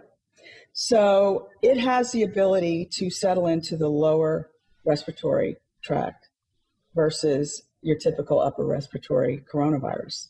Mm-hmm. So you have a different area. Now, the epithelium, rather than nasal cavity or throat, typical stuff, right, that it's dealing with is in the lungs. And because of that, and because of the typical cascade that occurs when you have a foreign body coming into your body, okay, when you have something foreign entering into self and you initiate the typical immune response cascade, you have all these proteins and all these defenses firing off at once. It's a little different and when you have assault to your lungs, and you're going to have more of a response. And depending upon your comorbidities, what your immune system is doing at that time depends on how sick you get, basically, and what your internal markers are. Right, and that's key too, because if you notice, this virus doesn't really affect children. It doesn't affect kids. Kids don't have a lot of angiotensin II markers. They don't have a lot of TMPRSS2, which is a protease. They don't have a lot of these markers. So you're not going to have a viral load that's going to cause anything more than they'll seroconvert. They'll become immune, but they're not going to express the same kind of disease state as an adult or someone with prostate problems. So let me ask you a question. Protease. What are your thoughts? Let's talk, because we've talked a little bit about some of this, but what are your thoughts on people taking ACE inhibitors in this whole context, which can upregulate? If there's a way to just temporarily, without interruption, to move them over to another cardiac med, why not? We know for a fact that it requires the ACE2 binding sites. We know that. That's not speculation. The problem is there too, though, is people that are on ACE inhibitors, their body adapts. So you develop more binding sites, right? So when you have ACE2 inhibitors in there, your body says, oh, you're blocking some of these? Well, guess what? I'm going to make some more. So the thing is, if you take them off that, it's not going to transition and then draw back overnight just because you stopped lisinopril or something like that. You know, it would take months for your body then to adapt to reduce its receptor sites. So, you know, it would be an interesting dynamic on study if you had them well controlled otherwise, but I don't think it's even worth the risk reward for removing it at this point, because if nothing else, it is occupying some of those binding sites. Okay, so let's go back to your comment about prostate for a minute. Mm-hmm. You passed over that. You said prostate problems. Are we talking about stuff like BPH or BPH, things in the older man that would incur more protease? Well, this is called a serine 2 protease. That's what TMPRSS2 is. Now, is this the reason why we're seeing more men die from this disease? That's correct. In women? Well, you combine that and the hypertension issue, absolutely. Then yes. Because if you think about it, and this is back to the binding site, ACE2 enzyme creation on the X chromosome. Women have 2, men have 1. Yeah, it should be skewed. Have more. It should be skewed the other way. It's obviously not. This tells us that it's preferential to the protease over the ACE2. Because here's the thing, you can bind to the ACE2, and we talked about it before, and I don't want to get lost in the weeds with science, crap. Nerdy stuff. But the S spike, which is what the pointy things that stick off the corona, that's how they bind to the cell. And that spike comes down and divides using something called furin, which we may talk about later or maybe not, another protease. It splits the S spike into 1 and 2. S1 attaches to the ACE2 marker. If that's all you have and you don't have high levels of TMPRSS2 to bring the other site over, almost like a sliding door, nothing will happen. It'll sit there and your immune system will whack it right off. Right. All right.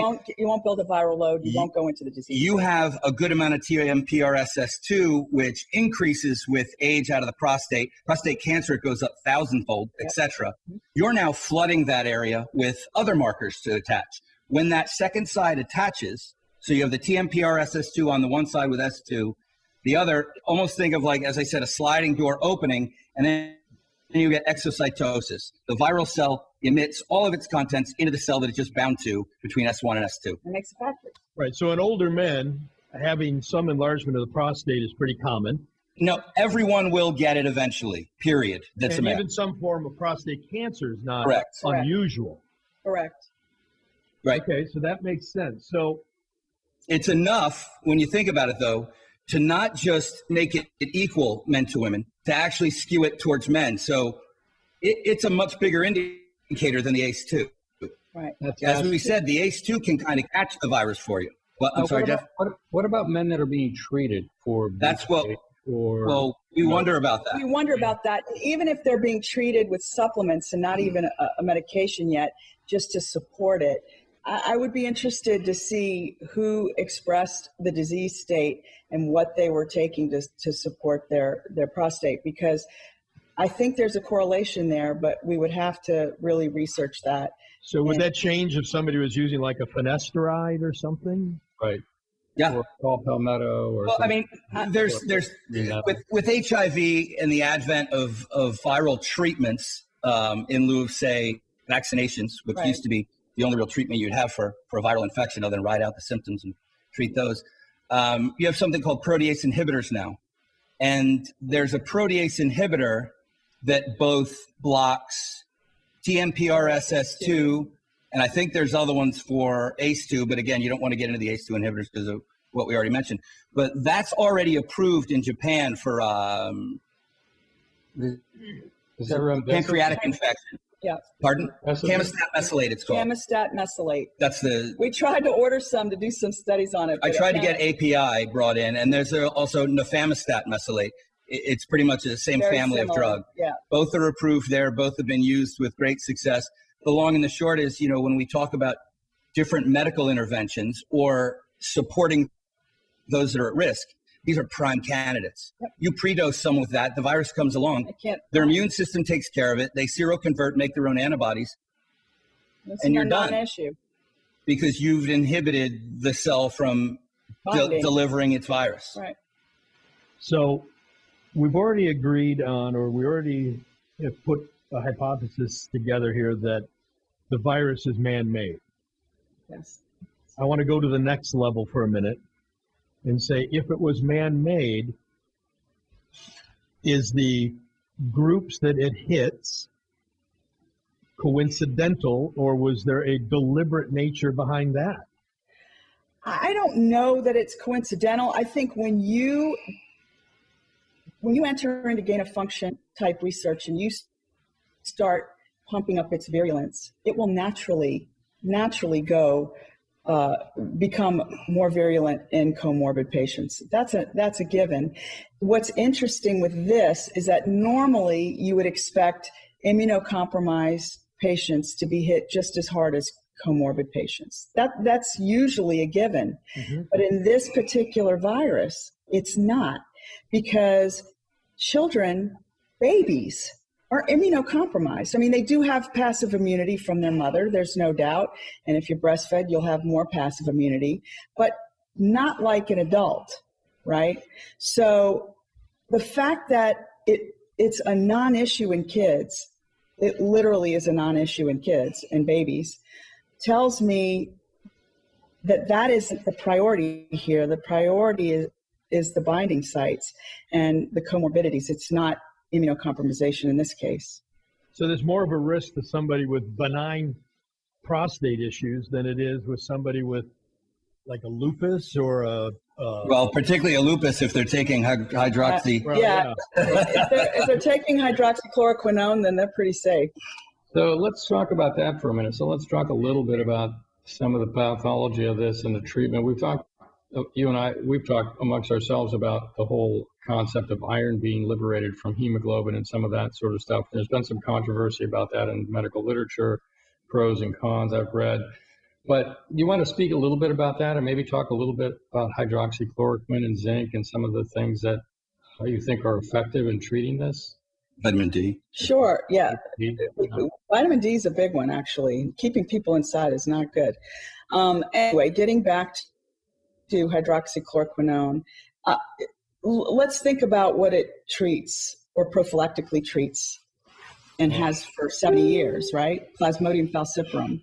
Plasmodium falciparum is a bacterium. However, it's not your typical bacterium.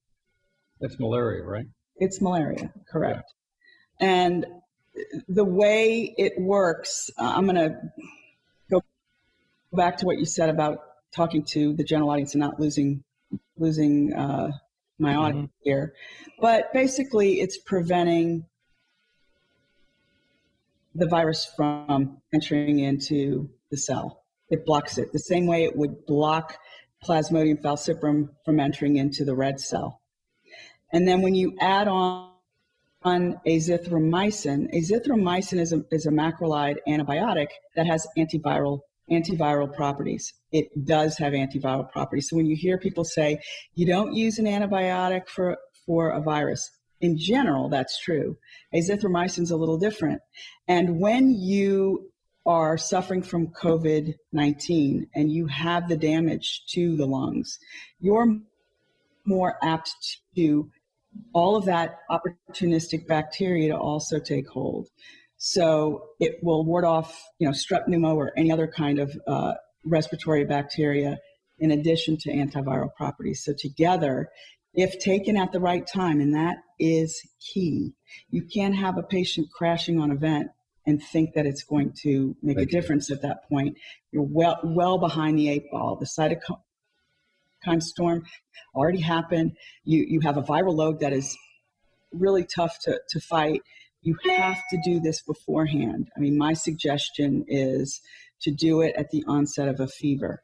So at the onset of symptoms, fever or an increased respiratory rate or something like that, if you were to start hydroxychloroquine, azithromycin, zinc, vitamin D, those kinds of things, you'd be in pretty good shape of coming through. We've certainly... Absolutely. Yeah. There's no doubt. It's been reproduced and reproduced and reproduced. Preventing hospital admits has been, this is a non-issue. I can't believe that it's even a controversy. I don't understand why.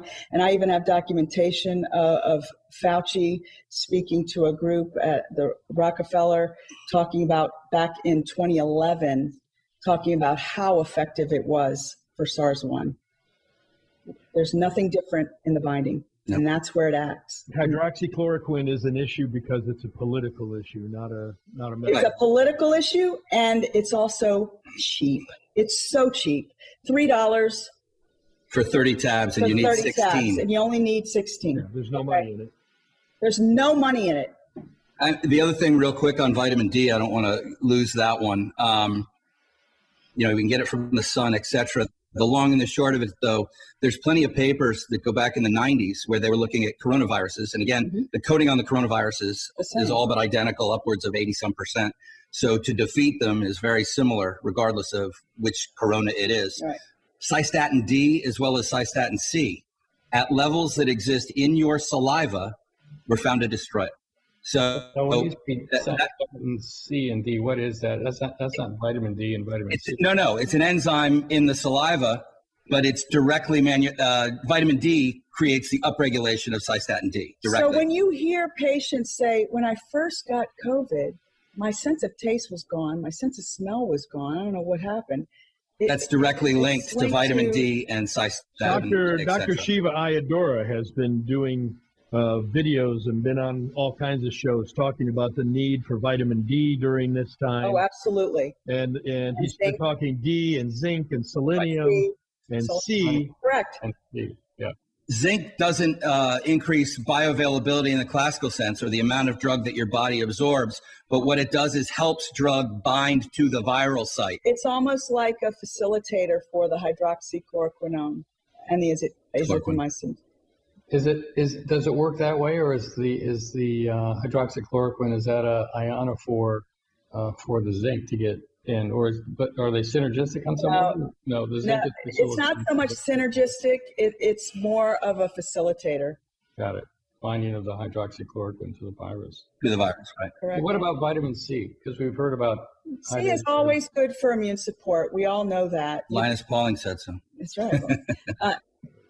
And your body clears it rather rapidly. So, if you're going high dose, obviously IV is the way to go. Although the FBI is the FBI right. is shutting clinics down that are doing that right they now. are. Interesting. But that said, if you took it orally, you would have to break it down to either a BID or TID type regimen, because you do clear it so much, and you just don't want to expensive pee with no efficacy, right? And Jeff, if it's all right with you, while we're talking about potential prophylactic drugs or medications, I mentioned furin earlier, which is why the S spike splits. It's protease. There's been research because Where's the furin come from? Is that something we? Furin, F-U-R-I-N. It exists in all your cells, in the Golgi apparatus, in the vesicle, as well as on the surface. Okay. You utilize it internally in the Golgi primarily. All right. So the surface ones are extraneous for the most part, but there's proteases all over. But they help the virus. Right. So the virus utilizes it. You'll find often, viruses are opportunistic and they'll use whatever they can, as they do with the ACE, et cetera, to get in and then replicate. So the furin, they found there's a lot of these proteins, and I don't want to go too far into this, that are inactive until they get split, like the S spike, et cetera. So the furin splits the S so that it can bind on the two sides. So if you can block the furin from doing that, it'll never split. There have been studies, regardless of whether it's anthrax, which was more gain of use or gain of function. Gain of function stuff. There's publications all over the map, though, for that, where they looked at furin and furin inhibitors. So my thought was, okay, let's look for a drug that perhaps got approved already for something like that, for a different indication, that binds or blocks furin. And in doing that, I found one that's actually OTC. And that's one of the hot supplements as of late, which I really didn't get on the bandwagon on because I didn't see the reason. Well, and it's got a really tough bioavailability. So it's curcumin. Absorption is terrible usually, but curcumin, yeah. Curcumin, right. Yeah, I've seen this too. Yeah, there are some forms of curcumin that we use, UltraCure, that basically is curcumin bound to an albumin, so you actually absorb. Correct. So you have that, and then they have the PVP delivered ones, right? Yes. Right. So we found, though, that there's some actually very good data on that it does, in fact, inhibit it. Interesting. We recently added that to our protocol. Good. That and NAC would also be valuable. Yeah, they're finding that with nitrous oxide, even inhalation, it's been dropping viral load. And there's something actually to antiviral activity in NO. So that raises a question. What about things like Neo40 and things like that boost nitric oxide production? Well, any way you can do it, the better. Nitric oxide, the better. Absolutely. Okay. Interesting. So, yeah, we have all of our people taking Neo40 really for athletic performance and sexual performance. But if you get more nitric oxide, that's good. So if you're taking your Viagra, I guess you're... I was about to say, now we've got a medical reason for Viagra. So actually, we emailed insurance. Exactly. So let's jump over to the herd immunity. We're seeing a lot of research right now that I'm watching coming out, showing that many more people have already had this virus than realize they've had it. All right. Well, can I tell you, back in January, early February, when this all became a thing, I discussed it with my husband, and we were pretty sure we already had it in November and December.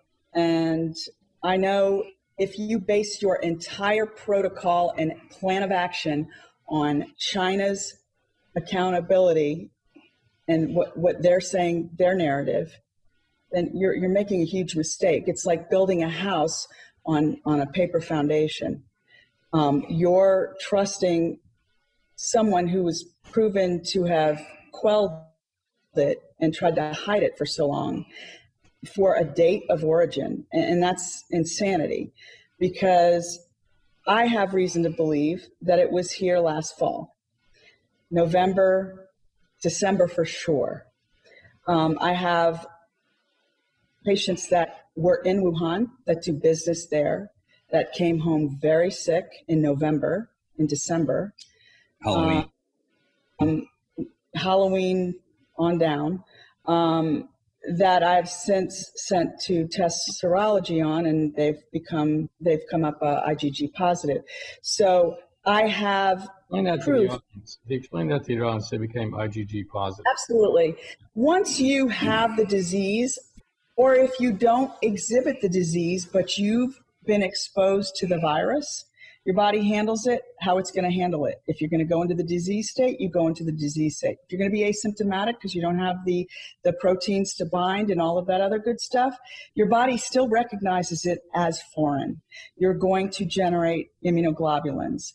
The first one to show up is IgM, immunoglobulin M. That one usually starts coming up into concentration the first 5 days of exposure.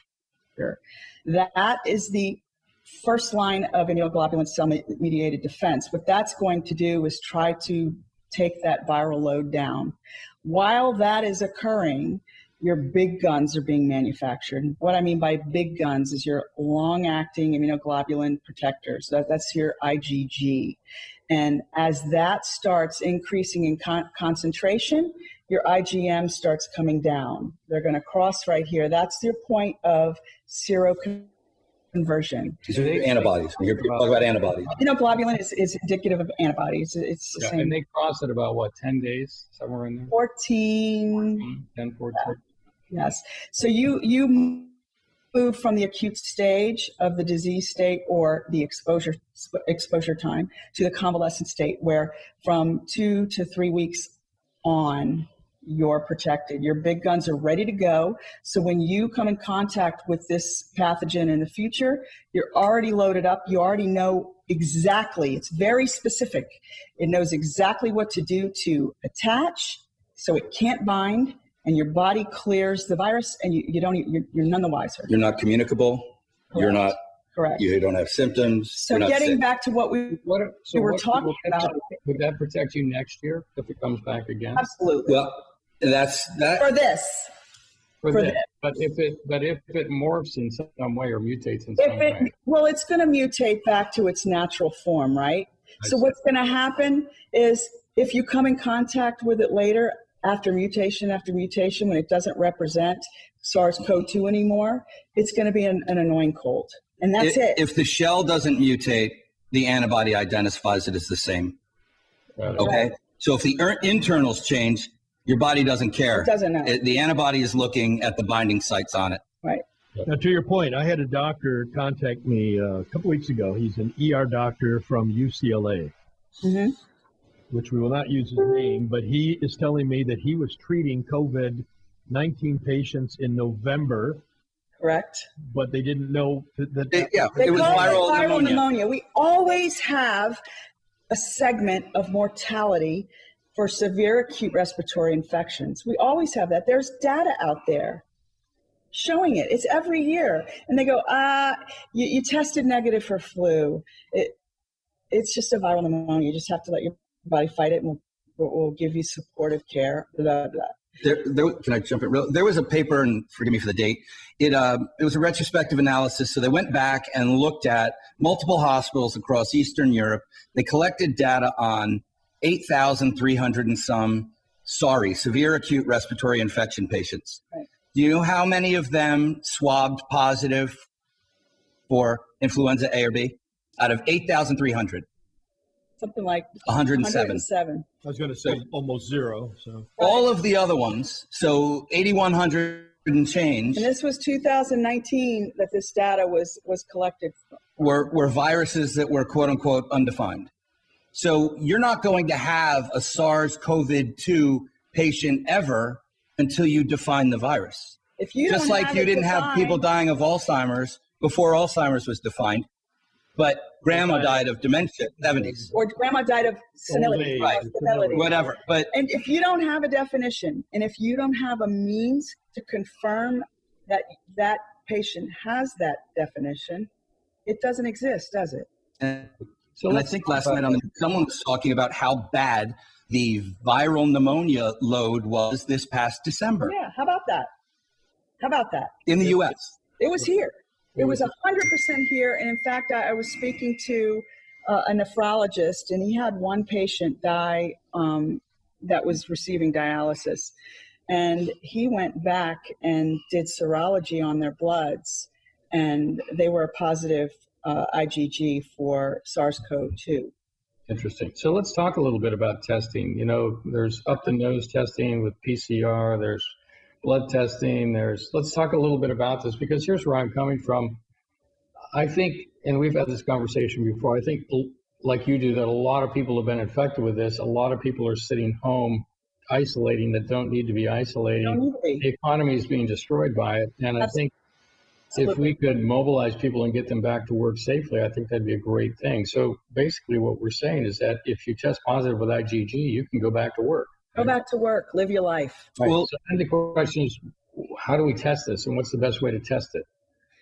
You know, the best way to test it is going to be either colloidal gold or radioimmunoassay, ELISA, all of these immunoassays, flow immunoassay. You can do lab titers with reagent, but you have a reagent that is specific antigen for SARS CoV-2. So SARS CoV-2 is grown, it's purified, you have the antigenic proteins in your reagent.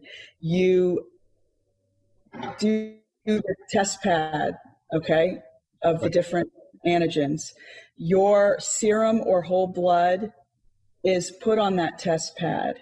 And what happens when your immunoglobulin that is specific to SARS-CoV-2 antigen binds? When it binds, it sets off a color indicator to show you that that is present in your blood. It's very similar to an HCG test for pregnancy, only that utilizes urine, because you reach a tipping point in your kidneys, it overflows into your urinary tract, it spills over into the urine, and you have a level. This is in the blood. This is an immunoglobulin in the blood.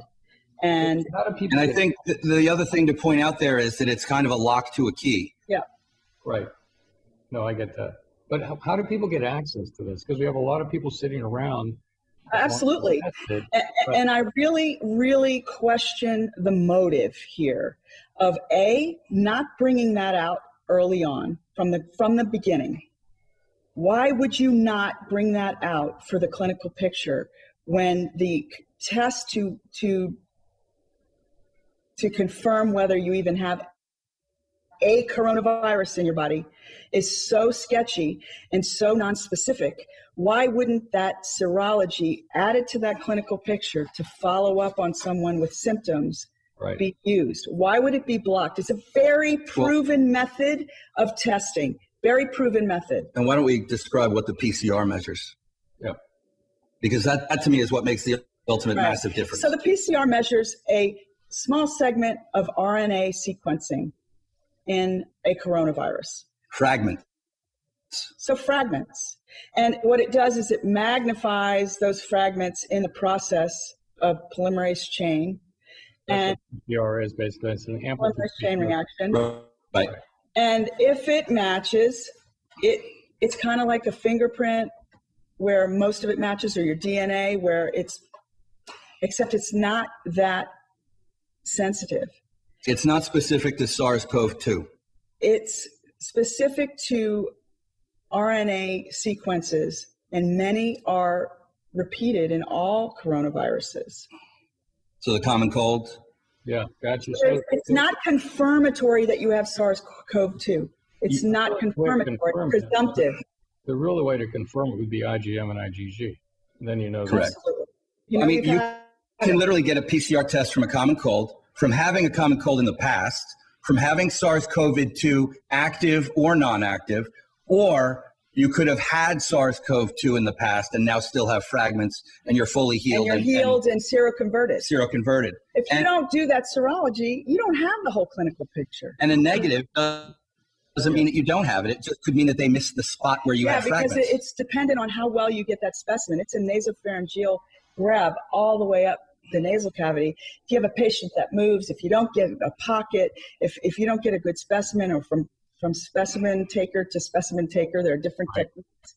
I mean, it's fraught with all kinds of ways to go bad, right? Let's talk about viral shedding and how long people are infected, because we've heard that asymptomatic people can be infecting others. And then the question is, if you've had it, I saw an article about some woman in China was shedding virus for 60 under some.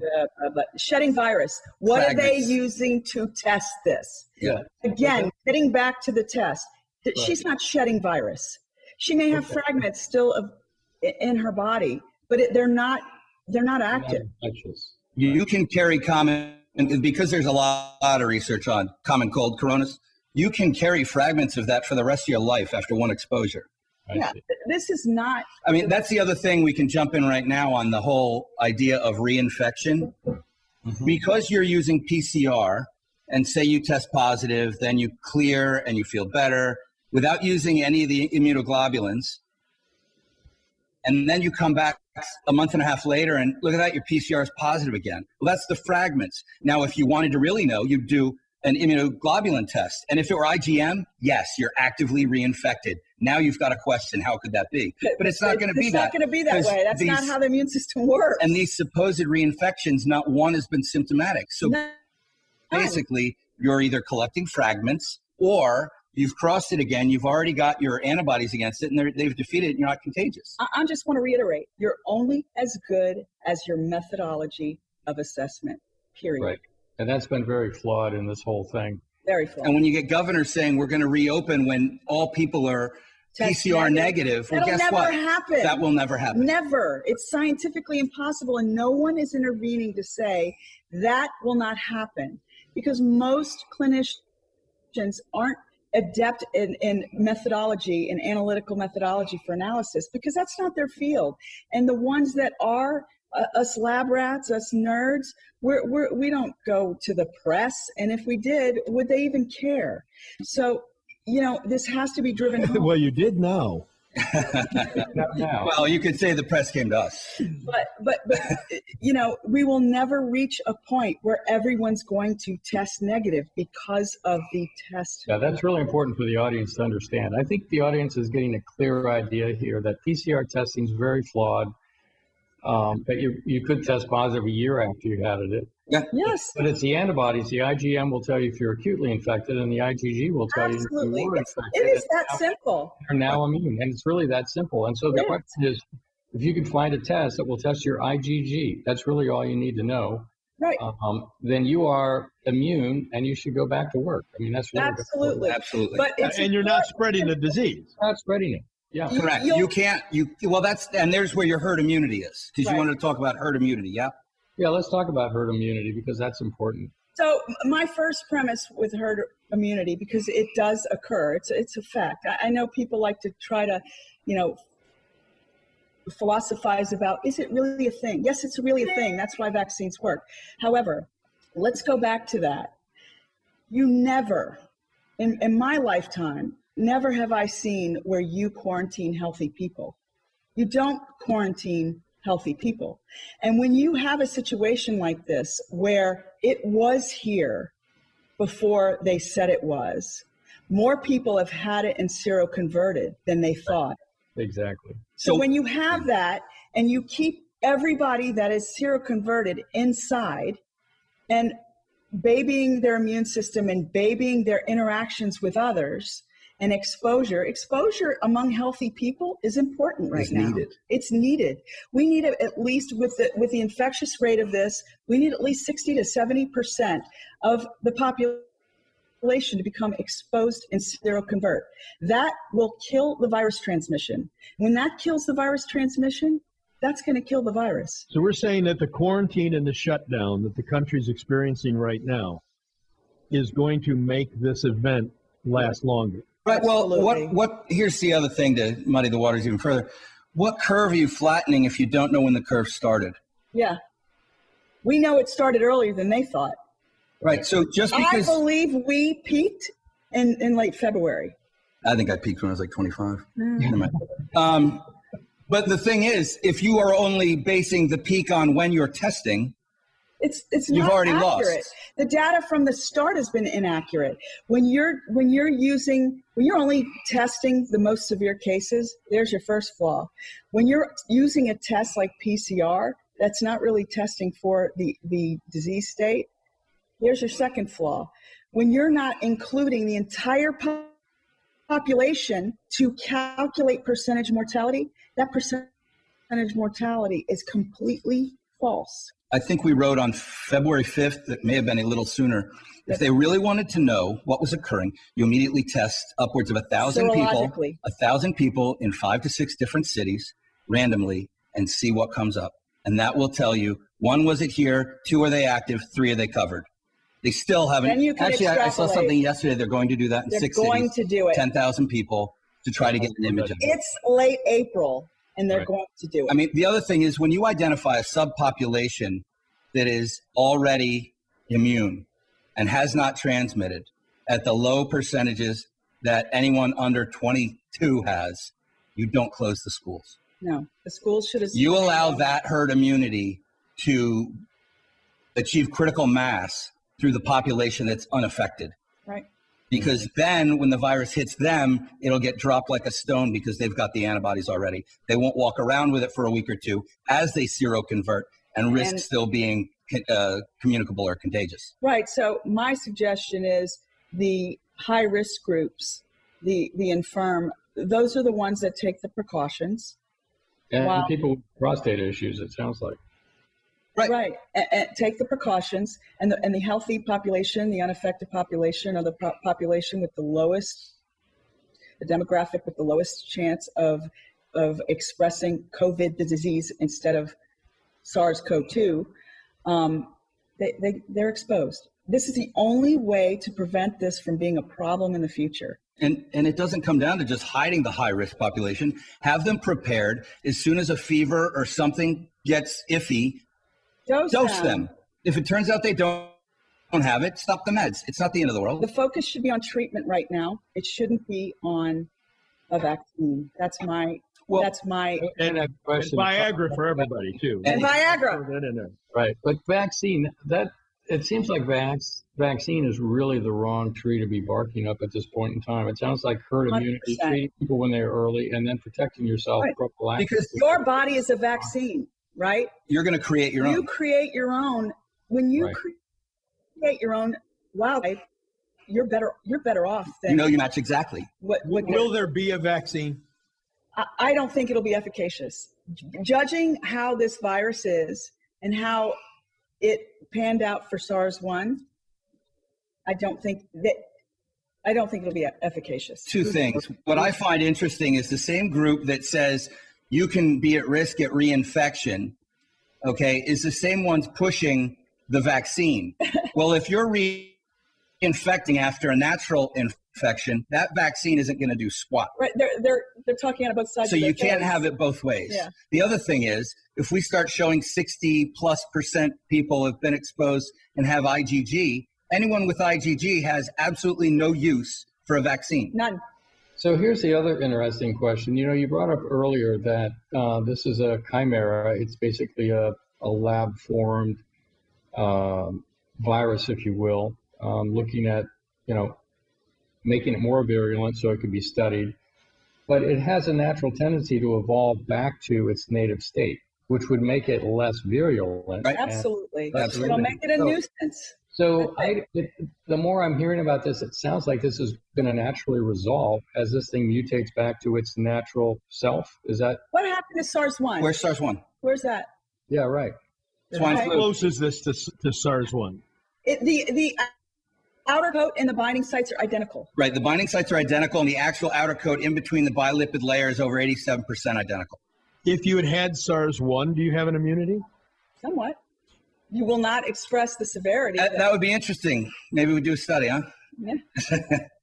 I mean, you don't know until you ask. From a biochemical and a biological standpoint, there is no reason to believe that you would have the same severity of symptoms if you did have SARS-1 and if you maintained antibodies. The thing about maintaining antibodies over a number of years, particularly something like a corona, is like when you were a kid, you're getting vaccinated, et cetera. You come across those things you're vaccinated for with semi-regularity, and your body hits them. That's a natural booster shot for you. Right. Your memory for that antibody, say it lasts for 5 years or 10, whatever you want to pick. If you get exposed to it again at 6 years, you've got a new 5-10 years on it, or 10 years on it. This is why the measles, mumps, rubella, when you're vaccinated, you're good to go. Because you're exposed to it. Those are floating around in nature, but you're not going to be hit by it because you have the antibodies. And when those get refreshed each time. Now, if someone were to get vaccinated as a child, live in isolation for 60 years, like we are now, and come back, they will have. It'd be very rare if they have any antibodies that would be useful. At a level that would. Unless it was something that they were coming across in the woods where they were isolated. So use it or lose it. Sense. Correct. Right. But the more you use it, the longer it lasts. Yep. Or it restarts the clock on how long it's useful. Well, this has been incredibly enlightening. I think there's a lot of really great take-home points here. I mean, everything from what actually works for prevention, how to monitor yourself based on temperature and respiratory rate, hydroxychloroquine, and azithromycin. We've heard long QT syndrome, cardiac issue. There was a study out of Brazil. 40% of people in a VA hospital had cardiac issues. I'm a cardiologist. Long QT is so rare. It's so rare. Drugs. And the rare cases of long QT has been taking it over a 10-year period. This is 7 days. Yeah, exactly. And it's okay to take it in lupus. Yeah, but you're going to put a warning on it for 7 days now? That really makes me question. All right, let me just put one point through. The FDA will approve a drug, and that's it. And when there's, deaths, issues that they didn't see during testing, it's reported back, then you might get black box warnings or whatever, okay? That's typical. But when the FDA approves a drug, it approves a drug, okay? This hydroxyquinone has been approved for 65, 70 years. I've taken it for 2.5 years when I was in West Africa myself. There are people with lupus that take it with regularity, like 65 milligrams per kilogram of body weight. So this has a proven safety track record. All of the concerns of long QT and all this in a 7-day save your life regimen, it doesn't make any sense. To get back to what Lynn was saying, FDA doesn't put restrictions on the indication that a physician is treating on how they can use the drug. And all of a sudden, a few days ago, they said it can only be prescribed in a hospital setting. Right, not until you're really sick. And which is when you don't need it. With telemetry monitoring. Well, that's insanity. And it's also guidance. And to be honest, guidance is.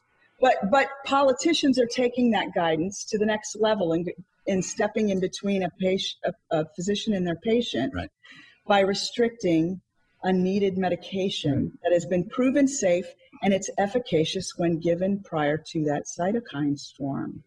Because once that happens, you're not much different than a sepsis patient. But it can be prevented. And so, Jeff, we're really learning some stuff here. I mean, we're learning, obviously, nitric oxide is a big player in this. You keep going back to that. Vitamin C, curcumin. A lot of things we do. We're refining some of this as well. Absolutely. Yeah. And acetylcysteine is big as well because of the glutathione upregulation. Perfect. How about glutathione itself? Glutathione is so poorly absorbed, you need to take upwards of 6 grams multiple times a day. You're better off with the NAC. If you do NAC, its turns into byproduct is glutathione. That's a better way to deliver it. So, in your opinion, we'll wrap up on this. In your opinion, as we do this show right now, the majority of the country is still on a stay home, stay safe order. In your opinion, not tying to anybody making a recommendation, what do you think should be happening right now?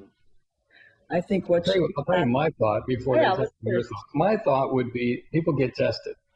If you've got antibodies, go back to work. And if you're in a low risk group, go back to work. Right? If you're in a high risk group and you come back with antibodies, you're still good. You can go back out.